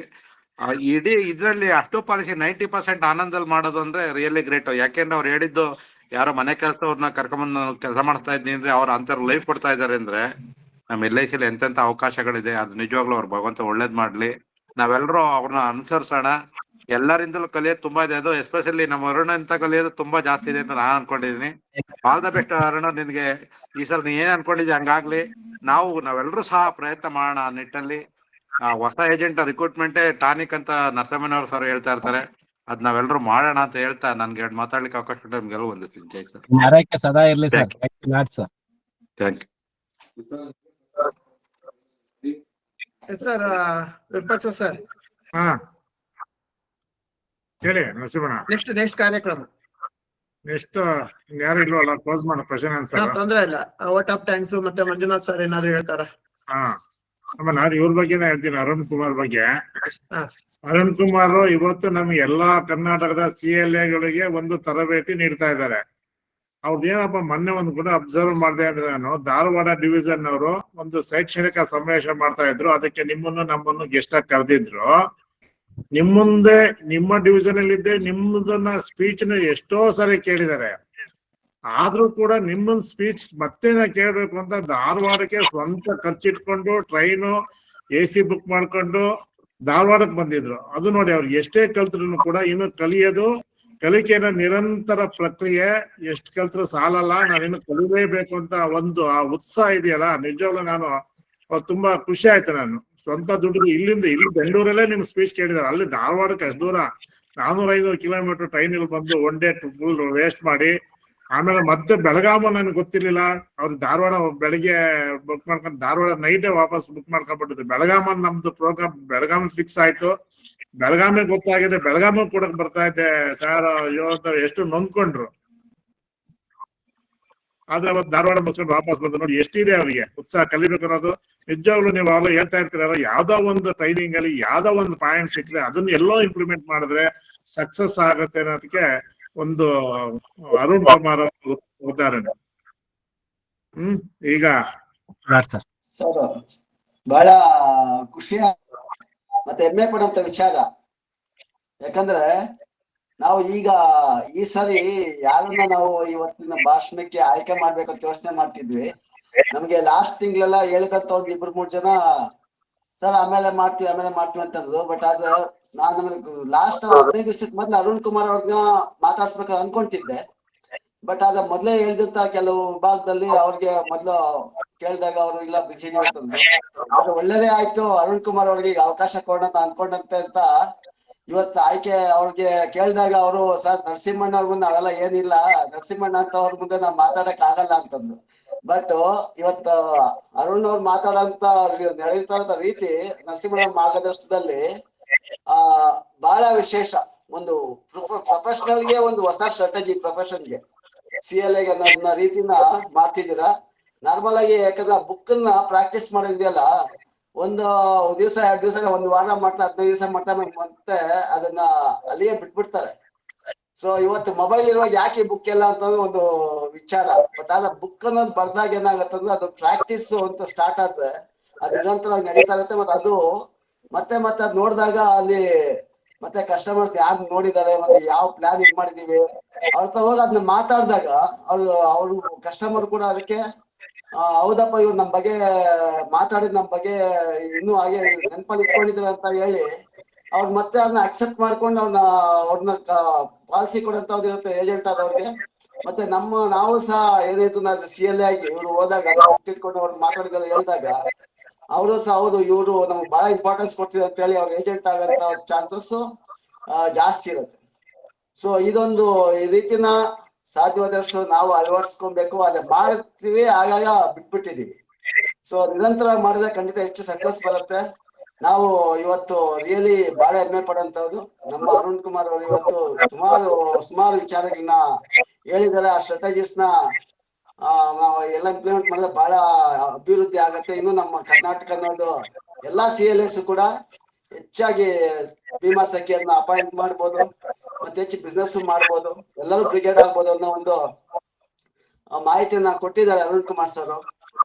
ಹಾಗಾಗಿ ನಂಗೆ ಬಹಳ ಹೆಮ್ಮೆ ಪಡ್ತೀನಿ, ಬಹಳ ಖುಷಿ ಆಗತ್ತೆ. ಇವತ್ತು ಅರುಣ್ ಕುಮಾರ್ ಅವ್ರನ್ನ ನಾವು ಒಂದು ಇದಕ್ಕೆ ಆಹ್ವಾನ ಮಾಡಿ ಅವರು ಒಪ್ಕೊಂಡು ಅಷ್ಟೇ ಬಿಸಿ ಇದ್ರು ಇವತ್ತು ಬಹಳ ವಿಶೇಷವಾಗಿ ಬಹಳ ಅರ್ಥ ಆಗಂತ ರೀತಿಯಲ್ಲಿ ಪ್ರತಿಯೊಬ್ಬರಿಗೂ ಅವರ ಒಂದು ನಡೆದು ಬಂದಂತ ದಾರಿನ ಹೇಳ್ತಿದ್ದಾರೆ. So thank you sir. Thank you so much sir Manjunath sir. ಧನ್ಯವಾದಗಳು ಮಂಜಣ್ಣ. ಗೌಡ್ರೆ, ಗೌಡ್ರೆ, ಸರ್ ನೀವು ಮಾತಾಡ್ತೀರಾ ಅಂದ್ರೆ? ಇಲ್ಲ, ಯಾವಾಗಲೂ ಕೂಡ ನಗು ಮುಖದ ನಮ್ಮ ಅರುಣ್ ನಮ್ಗೆ ತುಂಬಾ ಪ್ರೀತಿ ಪಾತ್ರ. ಬಟ್ ಏನಂದ್ರೆ ಹುಡುಗರು ಬೆಳಿಬೇಕು, ಅದೇ ರೀತಿ ಬೆಳೀತಾ ಇದ್ದಾನೆ.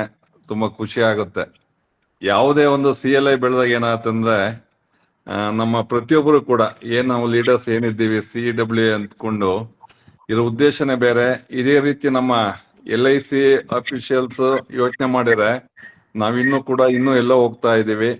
ಅದಕ್ಕೆ ಪೂರಕವಾಗಿ ನಮ್ಮ CW ಎಲ್ಲ CLIಗಳು ಕೂಡ ಯಾವುದು ಕೂಡ ಭೇದ ಭಾವ ಮಾಡ್ದಲೇನೆ ಒಬ್ರು ಬೆಳಿಲಿ ಅಂದ್ಕೊಂಡು ಉದ್ದೇಶದಿಂದ ಈ ಕಾರ್ಯಕ್ರಮ ತುಂಬಾ ಚೆನ್ನಾಗಿ ಹೋಗ್ತಾ ಇದೆ. ಇದಕ್ಕೆ ಎಲ್ಲರೂ ಸಪೋರ್ಟ್ ಕೂಡ ಚೆನ್ನಾಗಿದೆ. ಬಟ್ ನನ್ನ ಒಂದು ಏನು ವಿಷಯ ಅಂದ್ರೆ ಅಭಿಪ್ರಾಯ, ಹೆಚ್ಚಿನ ಸಂಖ್ಯೆಯಲ್ಲಿ ಭಾಗವಹಿಸ್ಬೇಕು. ನಮ್ಮ ವಿಭಾಗದವರು ಹೇಳ್ಬೇಕು